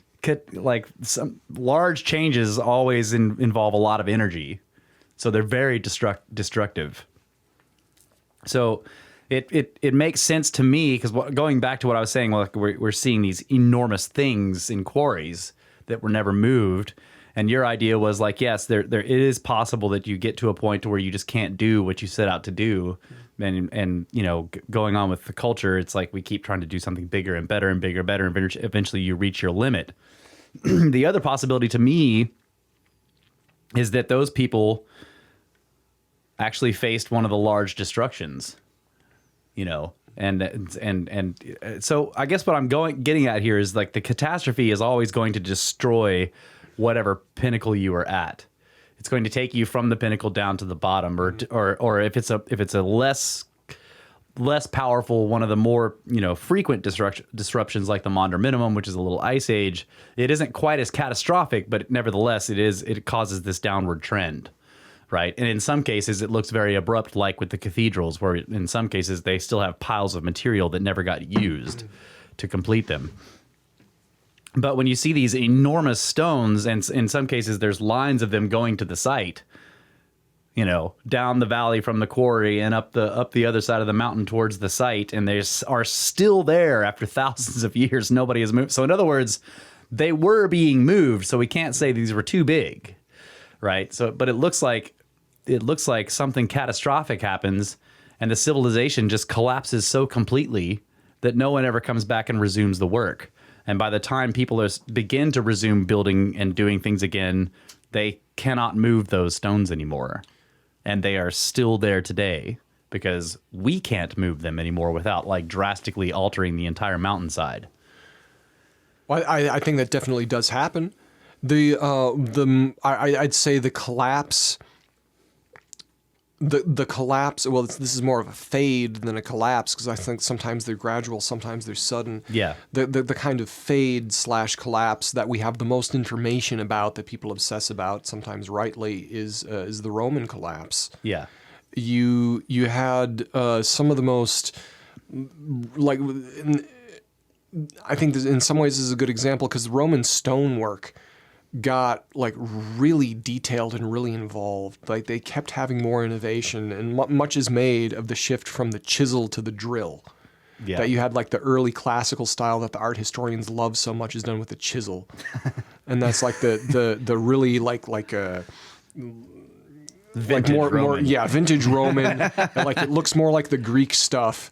And then they started having curlicues everywhere, and the Hyper Corinthian and the combination. That's when they started using the drill, and this stuff got really, really involved and really elaborate. But then they had an economic collapse. It was probably supported by climate change somehow, and also cultural things and invasions and stuff like that, and the Huns, etc. Which also might have been caused by climate change. Indeed, right? That's right. Yeah. The Goths were running away from the Huns, and the Huns were moving because the climate was different, etc. So I think that I think that you're really right about that. That in the case where they had the capacity to do this, I was in a place. Some of the time I spent in Italy, I was fortunate enough to see old Posidonia, Paestum. This is a city in Campania, a little bit south of Sorrento, where they have the oldest Greek temples that still exist in the world out of stone are not in Greece. They're in the Greek colonies. They're in Italy. And there's a place called Paestum, used to be called Posidonia, where it's an abandoned city. It's an abandoned city, and it was really well preserved because they just left. And they left because of malaria. And the malaria, when I went there, and the way the history gets told, it was oh yeah, malaria happened. Oh, it was the natural world. And yeah, kind of.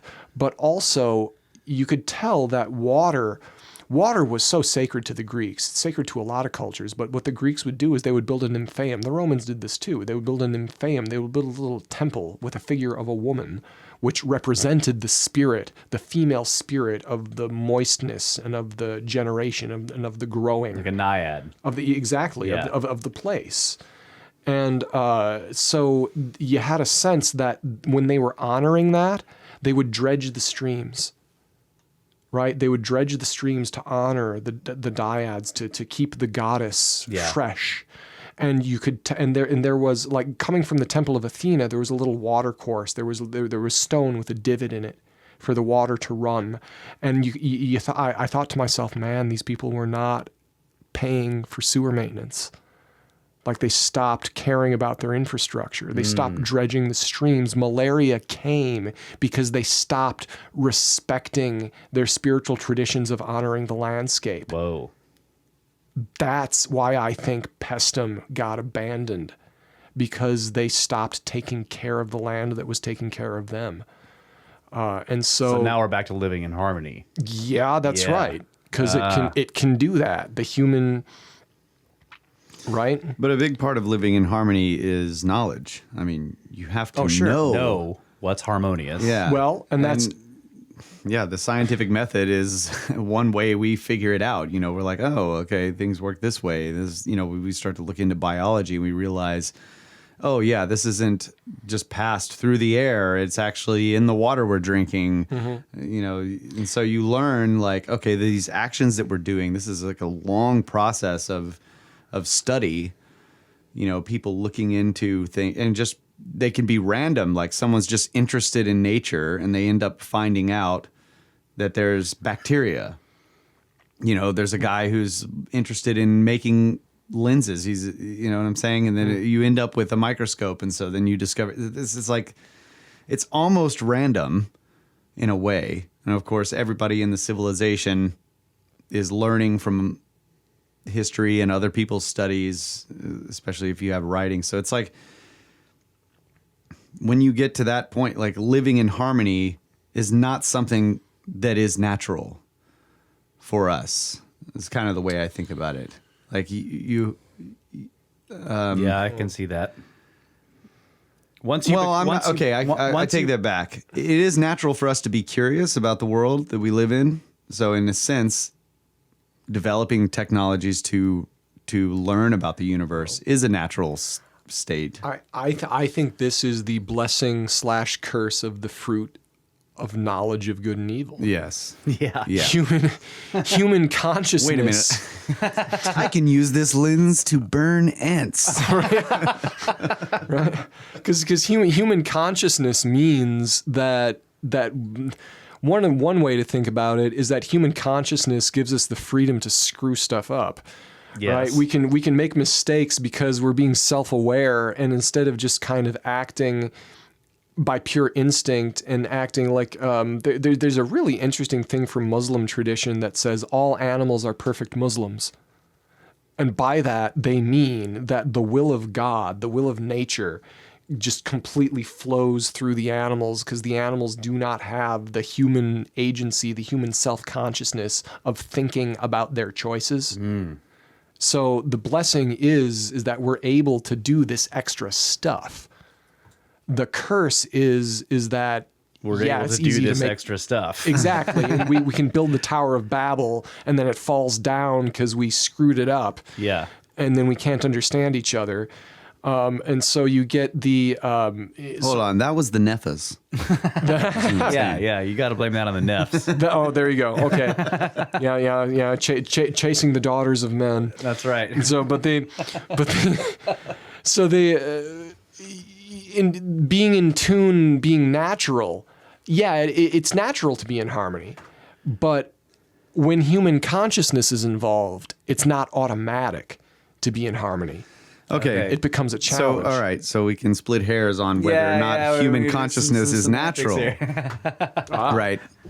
Okay. So, but that's why I kind of like, on the one hand, you can look at it as like, it's not natural because it requires all of this extra effort on our part. But of course, that extra effort is natural for us because we're interested in the universe. And then what you're saying is it's kind of the same thing. Like we have this consciousness. Does that make us not natural? Is that what sets us apart from the animals that seem to be able to live in harmony? Well, I think the biggest step to leaving the harmony of the natural world is when you start building things and you intend to stay all year. Right. What before that, when you're moving around with the animals or moving with the seasons, you're much more harmonious in the sense that you're doing what the animals are doing. Yeah, and your sewage doesn't become a problem. Right. As soon as you you're like, I'm going to build a wall here, and I'm going to put a roof over this wall, and then I'm going to stay in this place, and I'm going to tend this area. Then all of a sudden, you have disharmonious problems. Yeah. I'm going to break up the land. I'm going to do all this. I'm going to have to dig a hole to put my crap in. Yes. But back to Gilgamesh and Enkidu, when Enkidu stopped being able to talk to the animals, was after he started to want to impress the ladies. Yeah, that's right. That's an interesting way of putting it. The source. He's got this extra effort that he wants to.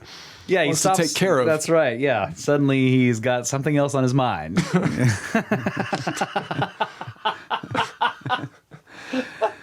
It's Mystery true. solved. Yeah, and Gilgamesh knew this. He said, send the harlot. That's right. Send the harlot. That's right. I've always found that a very interesting aspect of the story too. I mean, why? Because I mean, really, you go down to base instinctual aspects that in this idea that we're talking about, those are the natural things. Yeah. Well, in that story, it's like the most base instinctual thing that we're designed to do, procreate, continue the species. That's the thing that's going to take him out of being in his quote unquote living in harmony with nature. It's this really strange. It is, yeah. It makes it a really interesting irony, right? Yeah. Yes. Yeah, well, I mean, it's like you see this happening in nature, you know, peacock or whatever. They're all this stuff going on with impressing the ladies is happening in nature. So, you know, or I mean, it's impressing whoever. I mean, it goes both ways. But the point is that why is it that Gilgamesh knows that doing this with Enkidu is going to turn him is going to civilize him to the point where he can no longer run with the deer? That's why I really like the idea of looking at those characters as civilizations themselves. So that Gilgamesh is a civilization, Enkidu is an opponent civilization. Right. Perhaps they were tribal, you know, whereas Gilgamesh is a more technologically urban type civilization, and they're feuding. They become aware of each other in some way. I think a lot of people look at Cain and Abel in a similar way. Yeah, it's pastoral versus agricultural. That's a good point. Yeah. Yeah, we have this idea of looking at a lot of these old stories where the characters are civilizations, and I mean, there's no way of knowing if that's right.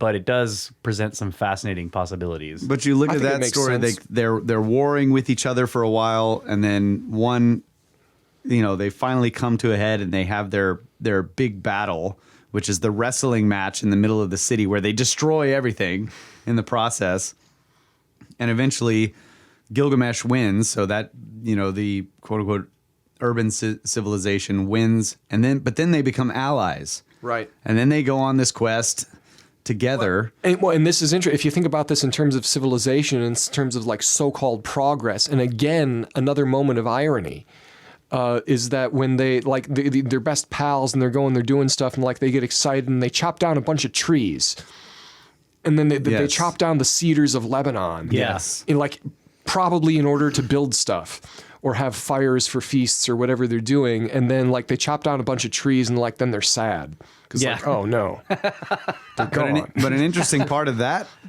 part of the story is that when they're chopping down and uprooting the trees, they start finding the buried dwellings of the gods. Of the gods, yeah, of the priors. They start. Yes, they find all this stuff underneath there. The houses of the. I can't remember what the words they used that was used in the story, but it was like the. I don't know. The idea is the Nephilim or whatever, but I don't know. It's like they the were Anunnaki. Yeah, they were uncovering the homes of the Anunnaki or the gods or the ancient ones. And of course, we're back to Baalbek because here we are in Lebanon. Yep. It's just like. Interesting. Yeah, I mean, and then that makes you wonder, like, is this stuff? So if you take the story seriously, and you say, like, okay, it's even if it is the characters are civilizations, are we still looking at in some ways a true epic? Are these things still there? These buried structures. Yeah. I mean, how would you'd have to dig up the whole country to find out, that whole area with those cedars in it.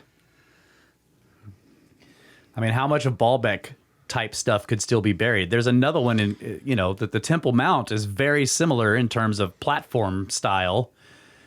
If you get below the I don't know what to call it, the part that Herod built, he expanded the mount, the platform massively. With Herod, Do you mean Herod in Baalbek or Herod in Jerusalem? Jerusalem, the Temple okay, Mount. the Temple Mount in Jerusalem. That platform is so similar in structure and style to the platform of Baalbek, not the temples on top of it. I know what you mean. Yes, there's the there's the I forget exactly what it's called, but there's the trilithon is Baalbek, right? That's right. Yeah, and then there's a similar stone, Gigantic, enormous stone underneath in Herod's enormous plinth. Yeah. Right. Yeah. But you have to go beneath it to see this, and it seems to me that stone is actually part of the original structure, and that Herod was expanding upon it. But so you have the whole Solomon and David thing. Like David knew that the temple was going to be. If you read the whole thing about building the temple of Solomon, there was never any discussion throughout all those texts about anybody building any kind of foundation. They just needed to build the temple because the platform was already there. Yeah. So it's like the trees in the story are another civilization. Like they're going in, they're looking for Humbaba or whatever, who is the weird he's the guardian. God. He's the guardian of the place of the gods or whatever. Yeah, with the eye laser and the Yeah. And in the process they're uprooting these trees and finding ancient structures underneath them, and the trees themselves could be analogous to burgeoning civilizations or whatever on top of far more ancient. Yeah. Anyway, hadn't thought of that. And what was the thing with Humbaba? And he had all these weapons, and there were swords. Yeah. So after they defeated him, they had their booty or whatever, you know, they were taking all this stuff and they were looting him. They were looting him, yes. And there were I can't remember what it was. It was a really interesting one of those things where it's like, here's a number of things that they had, and they gave like the 7 powers or something. They gave it over the winds to of death. They gave those to Enlil, and it's like, why did you do that? Don't give it to Enlil. Yeah. Yeah, I don't know. Yeah, very interesting. What nuggets of perhaps archaeological interest are hidden in stories like that, like Troy. Like I always go back to this idea of Troy, like that guy. Everybody thought that the entire story was just it was an epic tale, it was fiction or whatever. But one guy was like, I think this is real, and he goes and he uses the information in the story and he finds Troy. Yeah, Heinrich Schliemann. There you go. Yeah. Yep. Well, and the fact that Schliemann did this and found this stuff always makes me wonder why people are so professionally incredulous about other analogous things being discovered. Yeah. It's like, taking this seriously really seems to be like a good idea. Seems to pay off. Atlantis? You're right. Right. Yeah. Yeah, it's like those tilty step pyramids on the Azores seem awfully suspicious. It's like, the farmers cleared their stones in the fields and made tilty pyramids. Yeah. It's like I worked on a farm in summers in college, and we cleared fields. Yeah. We built nothing tilty. Yeah. We're doing it now. We're trying to clear an area, and I can tell you that we are not stacking the stones into tilty pyramids. Right. It's like, but then you talk about isostatic rebound. Yeah. And like the division of the Mid-Atlantic Ridge over 10,000 years, and that's like all of that stuff. That's like that would be an archaeological gold mine to whoever's going to do that research. Yeah. Yep. And like Randall has pointed out, there's been flank collapses on some of those islands. So who knows what's beneath that flank stuff. failures. Flank failures, yeah. But that, you can how big was that area when the sea was 400 feet lower? Yeah. Oh, yeah. We've all seen flank failures. When you're at the beach and you're building that awesome sandcastle with the nice wet sand that's perfect, and then that one wave comes up and hits the edge and comes down. The whole side of that thing just collapses. Well, another thing about connecting the Covers dots up on your troughs. Another thing about connecting the dots on this is like the ocean currents. This is there's some really good, I believe it was some Japanese ocean current research that scientists from Japan were doing, and they did not show Randall's awesome 400 feet lower sea level map. Yeah. They showed the disrupted. What was going on here is they showed the ice caps, and they showed how the thermohaline circulation of the Gulf Stream was different. And instead of being like a simple loop like it is today, it was like this twisty loop. Yeah. That Yes. was moved, and it was further south. Okay, and I looked at that map and I thought, my God, this takes you straight from the coast of Portugal and the Bay of Biscay to the Azores. Yeah. Okay, if you're fishing, if you're in like a leather canoe and you're doing some deep sea fishing and you screw up, if you don't die, you end would up land on the Azores, Yeah. which would have been enormous at the time. Yep. So it's completely plausible for this kind of thing to get started and happen. Yeah, and Randall also says that because those currents were doing that, they were sort of enveloping that whole Azores area in this warm, balmy, it would have been a nice place to live during the Ice Age. Right. It's all coastal, and it's being sort of pocketed by this warm, moist, air that's moving with those currents. And so it would have been a really nice place to live. And I think that's an interesting part of it, because of how Plato describes how fertile the area was. That they had multiple crop seasons per year is one of the things that he talks about. It'd be really interesting too, because I think to look at the Gulf of Mexico, because I think it bypassed, like now it goes into the Gulf of Mexico and kind of does this little loop, which creates all kinds of different, like the modern climatic situation there. Yeah. Climactic situation. But back then it bypassed the Gulf of Mexico and went straight up.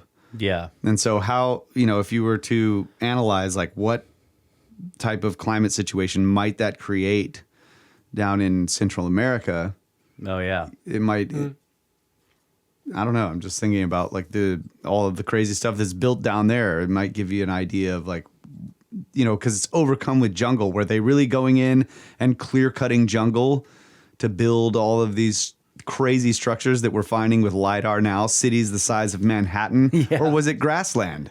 Right. It was At that it was time. a different climate. Yeah.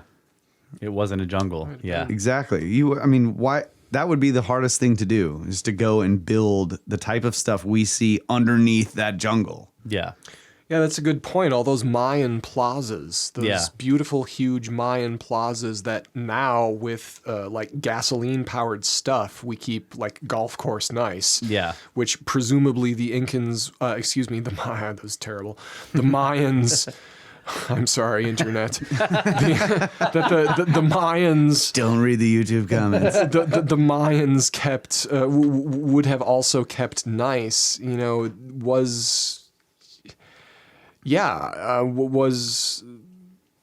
was it as hard to do that then as it is as it would be now? Yeah. Right now, getting into those jungles, clearing them to, even with prominent sites that have been discovered, keeping that jungle cut back is a constant job. It's very difficult to get in there in the first place. So it just doesn't seem, I don't know. That's what makes me think. It's like, okay, you change those ocean currents, Yeah. and you Pull them out of the Gulf of Mexico, and you might change make that place the whole Yucatan completely Peninsula. different. It wouldn't Yeah. have all the moisture coming in. I don't know. Yep. It'd be an interesting study, and that's another way of dating it. Yeah. Which is why they won't do it. That's right. That's right. All right, we're going to take the final break. Really? I think so. Wow. Fastest. 2 hours in podcasting.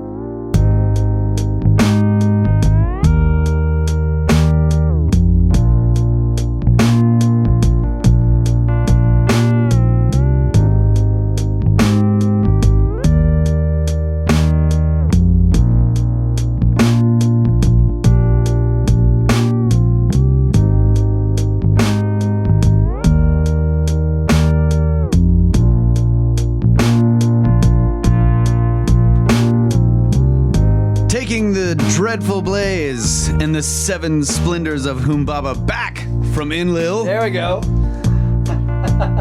He took them forcefully from Enkidu and Gilgamesh. They did not give them freely.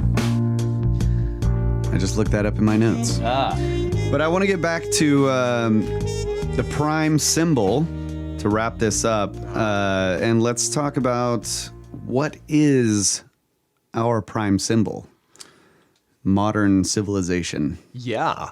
Well, that's what I've been driving at. You know, that's the whole thing about my A History of Architecture podcast is that I was trying to understand that and also trying to understand the recent history of architecture in order to get to how do we improve where we are and go forward.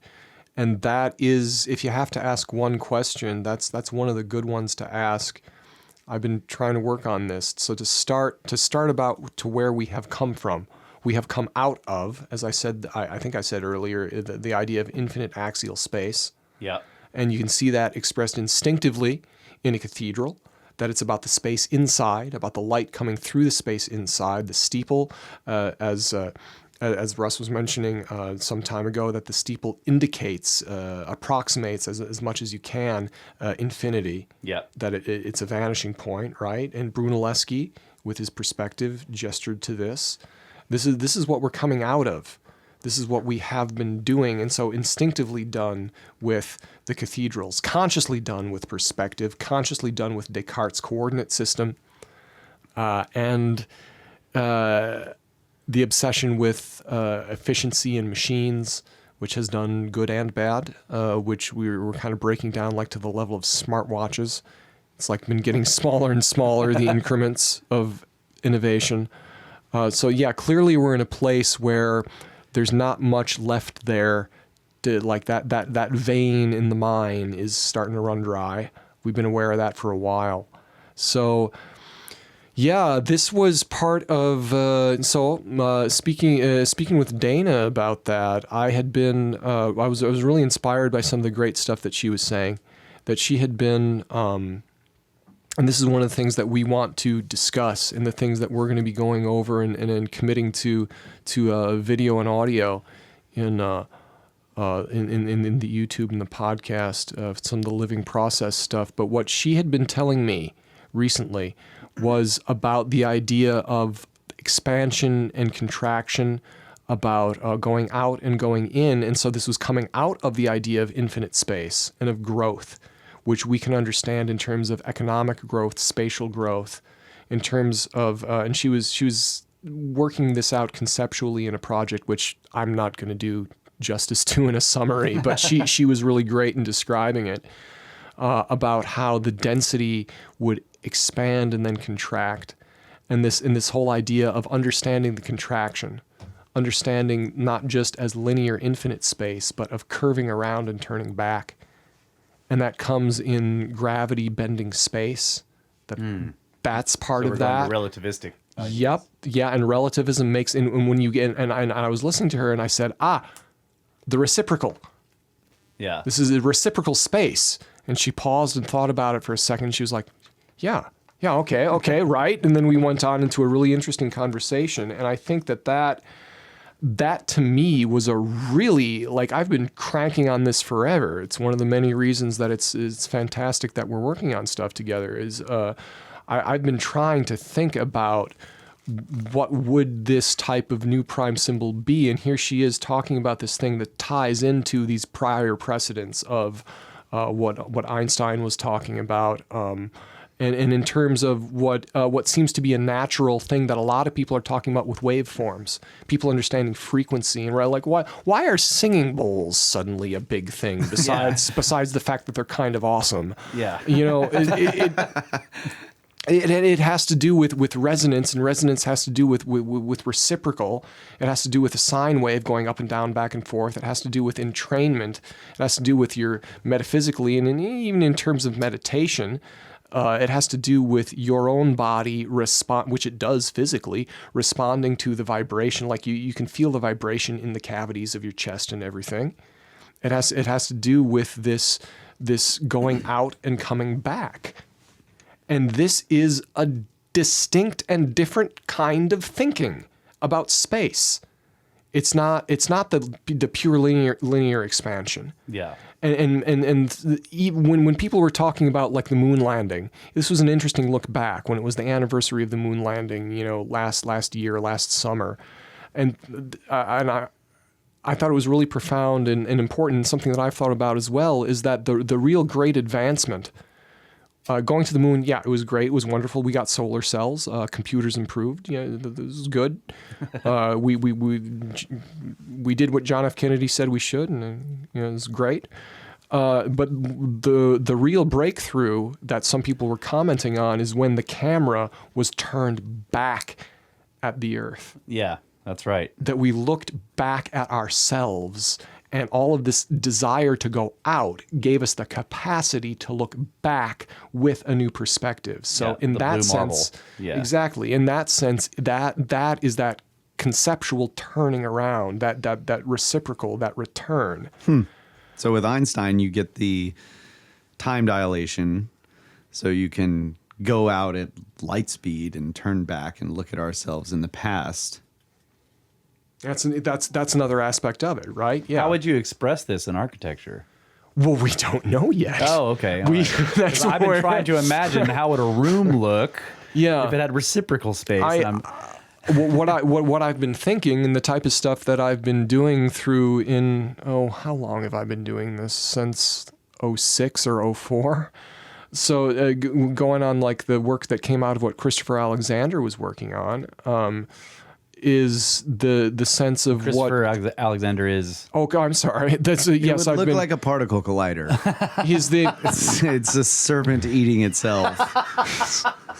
This is the ocean I've been swimming in, so I'm not used to defining it to myself. You drop these names, and I'm like, who are you talking about? So Christopher Alexander is a famous architect who also influenced computer science, like all the stuff with object-oriented software, which underpins smartphones, which underpins the computer we're recording on right now. That type of stuff would not exist without his influence of kind of pattern-based thinking.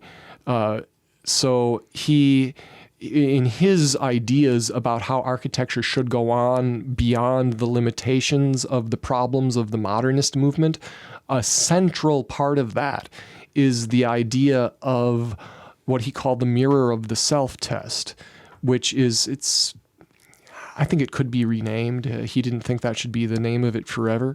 But it's the idea of that when you're designing, and crafts and artisans do this instinctively. And he thought about when you scale beyond what someone's hands can touch, when you give it to a big project, you got to put that into self-consciousness, so it's harder. But a big way to make that be helpfully done is that when you're making these design decisions, you say, how does this design? I could design this, I could make that choice or this choice, that choice or this choice. Which choice along that decision tree makes the result reflect a feeling of wholeness and harmony within myself, and use your own feeling, use the way it makes you feel as your compass. And so the reciprocal sense is not about the shapes things become, but about the process. And this is the way that I'm understanding it. And I've actually had the great fortune to be able to do this with some people, and people love what comes out of this process. Is that you look, this is why I called the company Living Process. It's part of it comes out. I didn't come up with that term. That's that term that's in this theory. But the idea that you're paying attention to your own feeling and seeing that it is in tune with other people's feeling. And the surprising thing to some people is that there's a great degree of unanimity when you're not dealing with it on paper, when you're dealing with it in person. People tend to come into agreement on what is harmonious when you're actually in the physical stuff. So in that sense, the reciprocity, one of the ways the reciprocity is expressed in architecture is not necessarily in the shape itself, but in the feeling that you use as a heuristic, as a decision tool for how you end up shaping something. Okay. So the reciprocity is more abstract than, it's not part of the shape.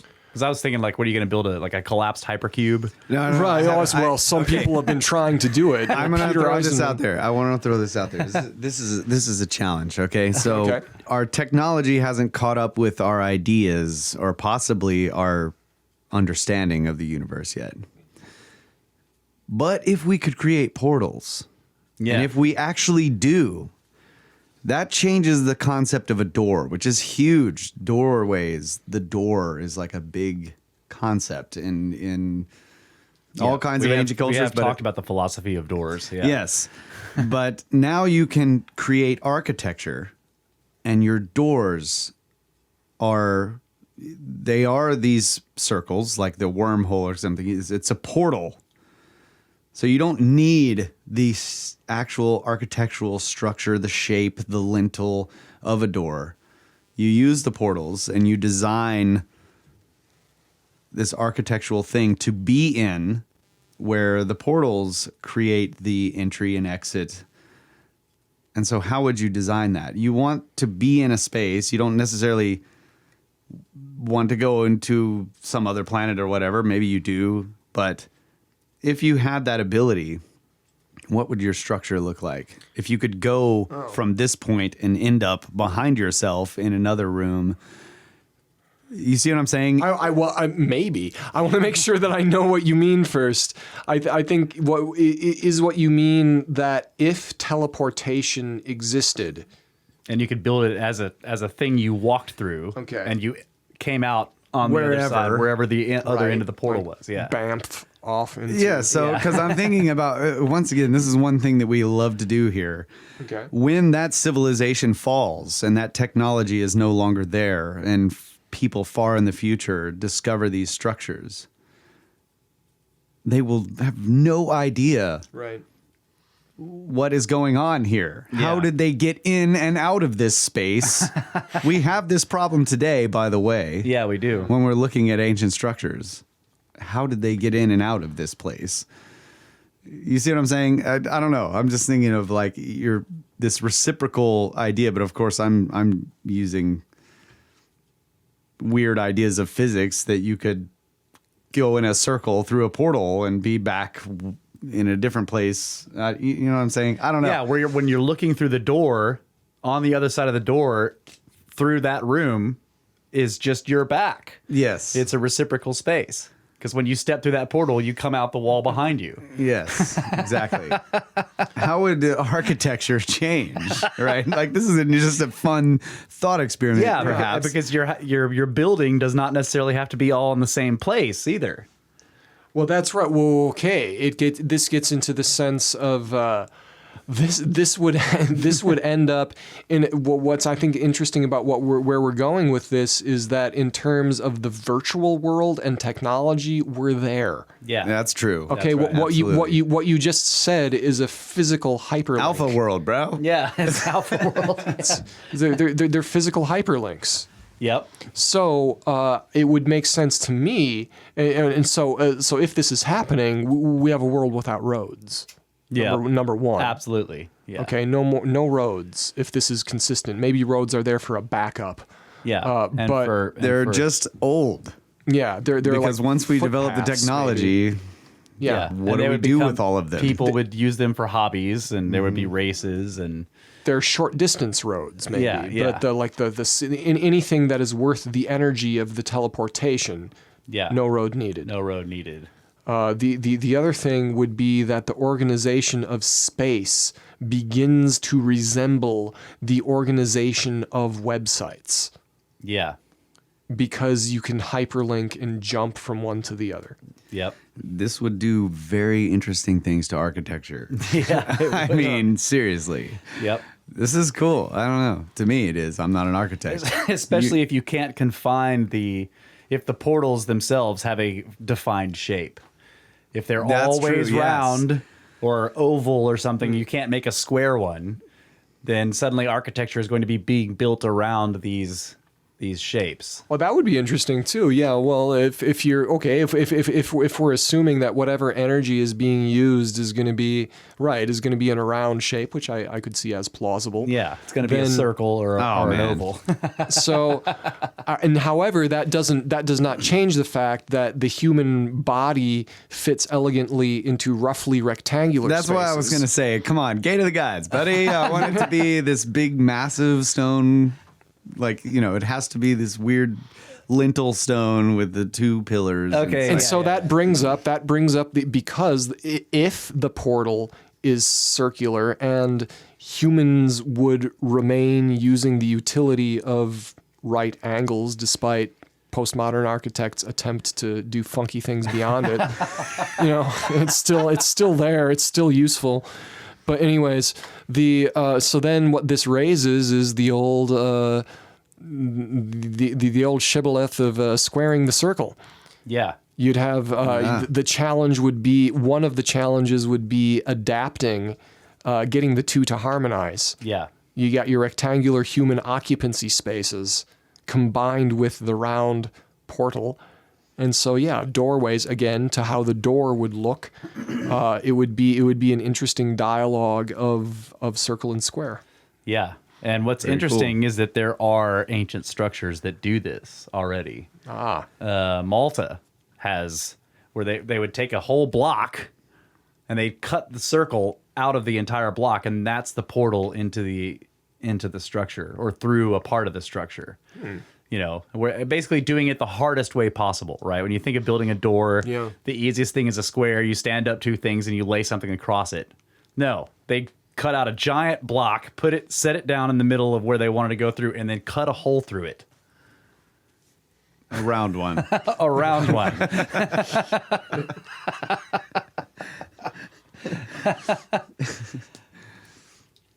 So I don't know that you're right. There would be math involved in squaring the circle, and but if we do it like Kyle wants, and let's say we can have square portals, it would revolutionize architecture in the sense that, you're saying, that houses or structures, buildings would become more like websites. You could link any part to any other part without. You're purely dealing with the space that you want to be in, and as you were saying, like, how does this space feel, and so maybe because it makes more sense. I mean, of course, if you could just use a portal easily, you could build wherever you wanted from any place. Like, all of your equipment is in one place, and of course you can take it through the portal and go to wherever and build your different rooms.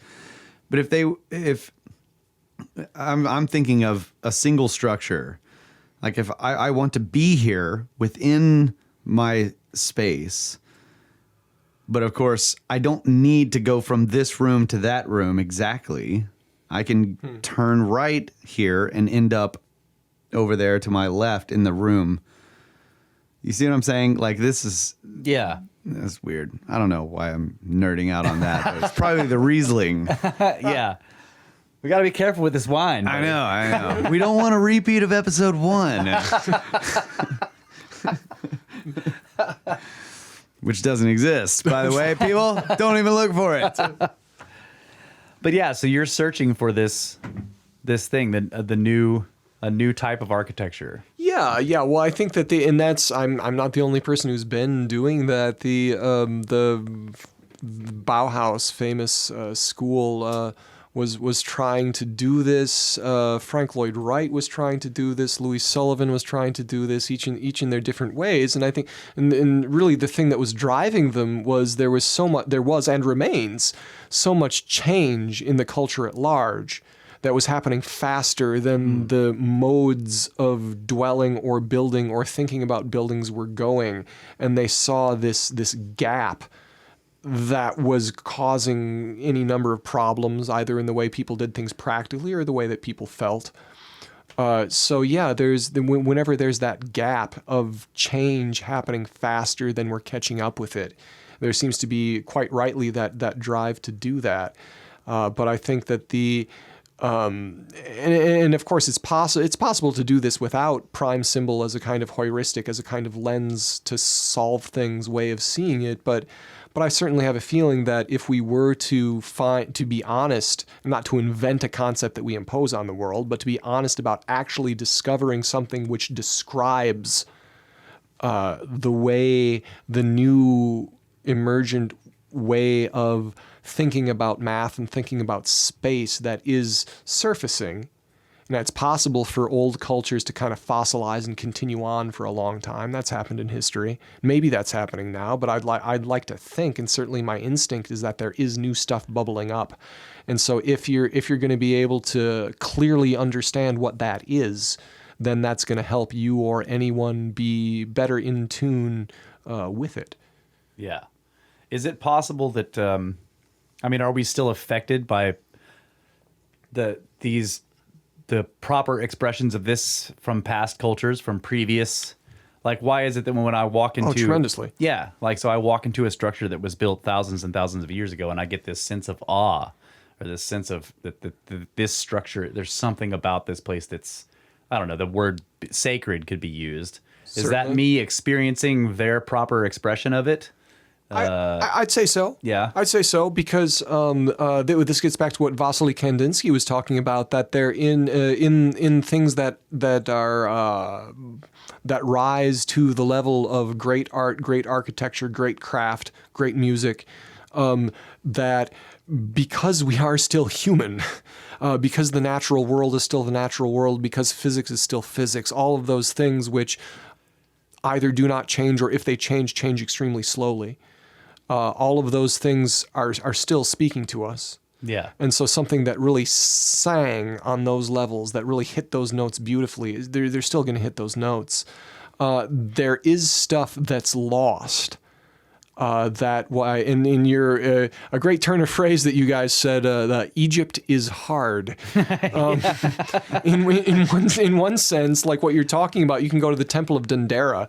And I haven't been there. I'd love to sometime, but I believe John Anthony West when he said that you go to Dendera and you feel stuff. Yeah. And that's what's constant. Yeah. At the same time, there's all the meaning on top of that. There's all this extra stuff that is not constant. Right. That if we're going to get close to understanding it, if we can barely get close to understanding it, you got to do all this extra work. You got to rely on the extra work that other people have done. Yeah. So yeah. So we don't get the full effect. No, we don't get the full effect because we can't, but it's still very, very, very important and very real that a lot of the profound stuff continues. And this is why people try to copy these things. Right. Because they see the power in the expression of it, and they're like, "Wow, can I do this?" And then they take it to their own civilization, and maybe it works, and maybe it doesn't, but it's never quite the same. Right, and I think that's and it's a great temptation to do the copying because of that reason, but it's not. And then humans so easily think in images and understand images and patterns, and so you think, oh, it's all about that repeating that pattern, repeating that image, and it's not really. Yeah. Because as we've seen, you repeat the image and you repeat the pattern. You're not getting to the same place. Yeah. You're going to get like a cartoon version of it. So this is another good old stock phrase is instead of following in the footsteps of the wise, to seek what they sought. Right. And then if you're going to be and that's when Pseudo Morphosis goes well, that's what it is. It's a step towards understanding. Is like the world is different. The reason that people look back to the old stuff is they're scrambling for something that's going to work. Yes. Because the stuff that was recently old is not doing what it used to. Yeah. And so you're thinking, wait a minute, what else is going to work here? And you're looking to this old ancient stuff. I don't think it's an accident that there's in so many people today a fascination with Egypt, because for whatever, we were touching on this earlier as well, for whatever reason, the changing of human culture and of human conceptual thought has come again into phase again in some way closer to what the ancient Egyptians were thinking. It's not the same thing because it can't be the same thing. But for whatever reason, people now it's more in phase than it was. More in phase than it was even 20 years ago. Definitely more than 100 years ago. Yeah. And so you don't imitate that ideally, but you look at it and understand it in a way that can hopefully bring you towards your own thing more honestly. Okay. So I was thinking the prime symbol then is not necessarily the way to achieve, because there can be any number of prime symbols that if a culture is oriented towards whatever their prime symbol is, they can still achieve this sort of harmony, or creating that structure, or creating that the timeless thing, whether it's in their music, their art, any of their crafts. So looking for the prime symbol is in the past is not necessarily like, oh, well, we need that one in order to create these things, because you could do it with a different one, right? Is that the kind of idea? It's almost like a metaphor. Like you can have multiple different metaphors. Some are great, really good. Some are not so good. But there are ways to get to this, whatever this timeless thing is. Like what Russ was pointing out. This is really hard for me to explain what I'm trying to say. What Russ is pointing out is you go into this ancient structure and you have this feeling of awe and whatever. And it was because they achieved that timeless thing, whatever it is. They achieved something great. Now, their prime symbol may have been the path, right? But this other culture who had a different prime symbol also achieved those things. And then you go into their structures or you look at their art, and they also achieved it through that different sort of metaphor of their prime symbol. So it's not that. So is there like an ultimate? That's what I'm asking. Okay, it's like yeah. it's not like there's an ultimate prime symbol that is like this is the key to civilizations being able to achieve this. Is there a philosopher's stone? Yeah. Right? Well, that's an interesting question, because I mean, maybe. So going back to what is ours today, the reason to look for it, and I think Dana is brilliant in thinking of Einstein and the way he changed the way of thinking about the universe and everything. I think that's a really good, at least a starting point. Mm-hmm.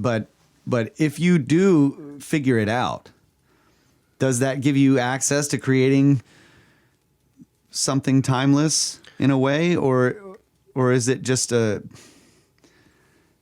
I think it does. I think it can.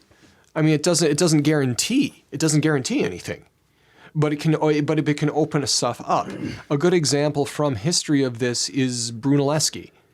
That I don't think Brunelleschi was necessarily thinking about this as such. This in the another way. Architect? Yes, Brunelleschi is an architect and a painter. From the Italian Renaissance, fairly early in the Italian Renaissance, and he's most famous for two things: for completing the dome of the Florence Cathedral, which they built way bigger than anyone knew would have been possible to cover. He came up with a way to do it, and then he also came up with one-point perspective, illusionistic 3D painting. So whether he saw it self-consciously or not, what Spengler is doing is describing.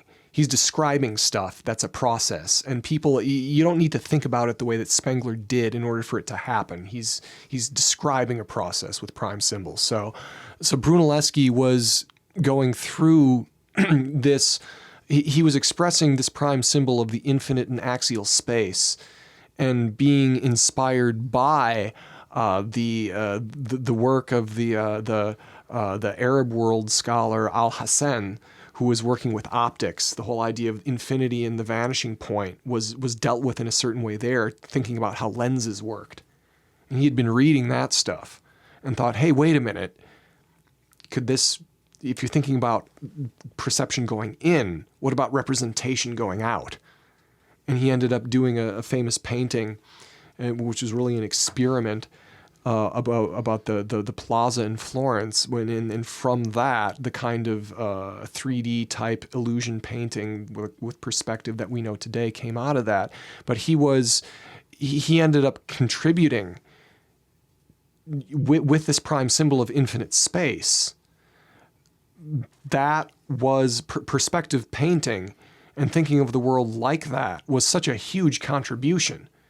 The world of our world today, the world of photographs, the world of art, all that stuff would be gone from our experience if you would imagine that this sense of perspective as coming out of prime symbol were not part of what we're doing. So in that sense, if one is able to start with an understanding of it, consciously or instinctively, and then take the larger step into taking that understanding into something which makes an impact in the broader culture, then yeah, I think that makes a big difference. And something to Kyle's point about there being the different ones, I think that someone could have their own. I think maybe when someone really gets inspired and creates truly something great, they're dealing with a prime symbol that's their prime symbol. Yeah. Okay. Right. And that's probably the way it works. But then the thing is that if that's going to work for your creative process, that's fantastic. Maybe it changes throughout your life, right? But maybe it stays the same. Inspiration is tricky. But then if it's going to be something that the way that culture works is that there's intersubjectivity, right? There are different people who are kind of tuned into the same thing. That's what a culture is. There's a commonality between the individuals. So the powerful nature of a prime symbol, of a true prime symbol, is that it is going to resonate for and connect with the whole culture.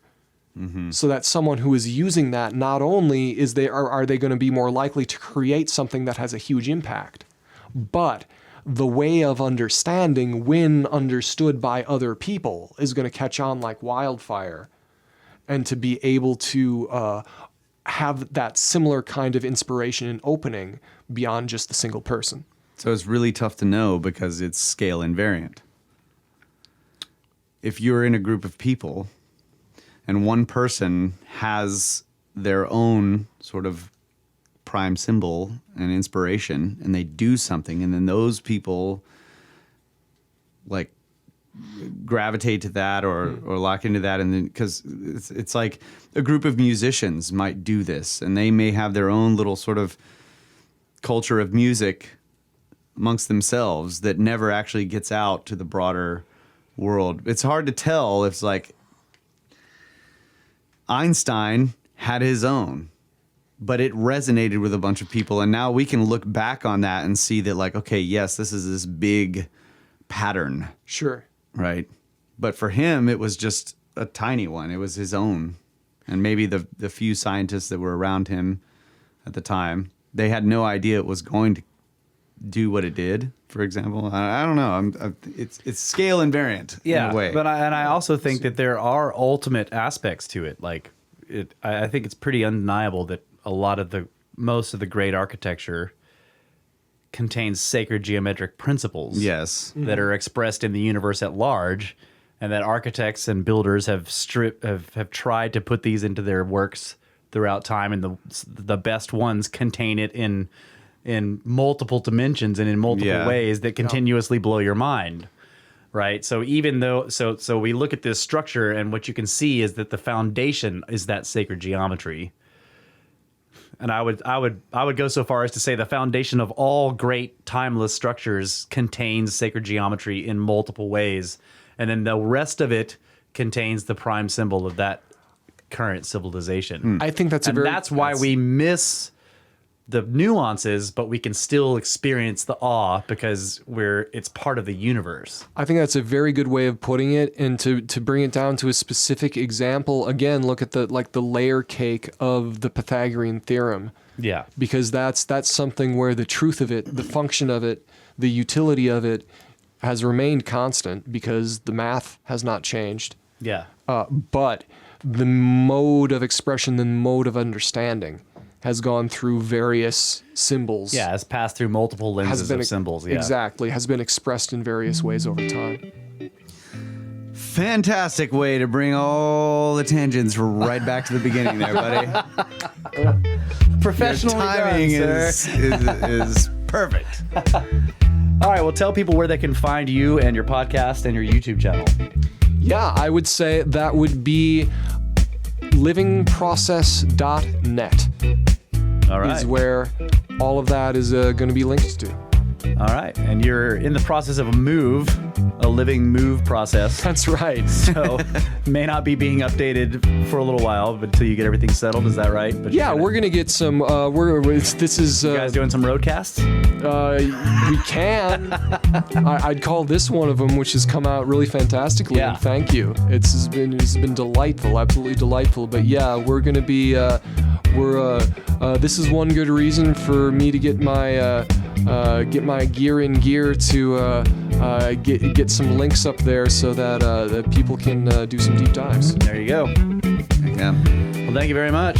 Thank you, buddy. Yeah, thank you, buddy. You're welcome. 4 a.m.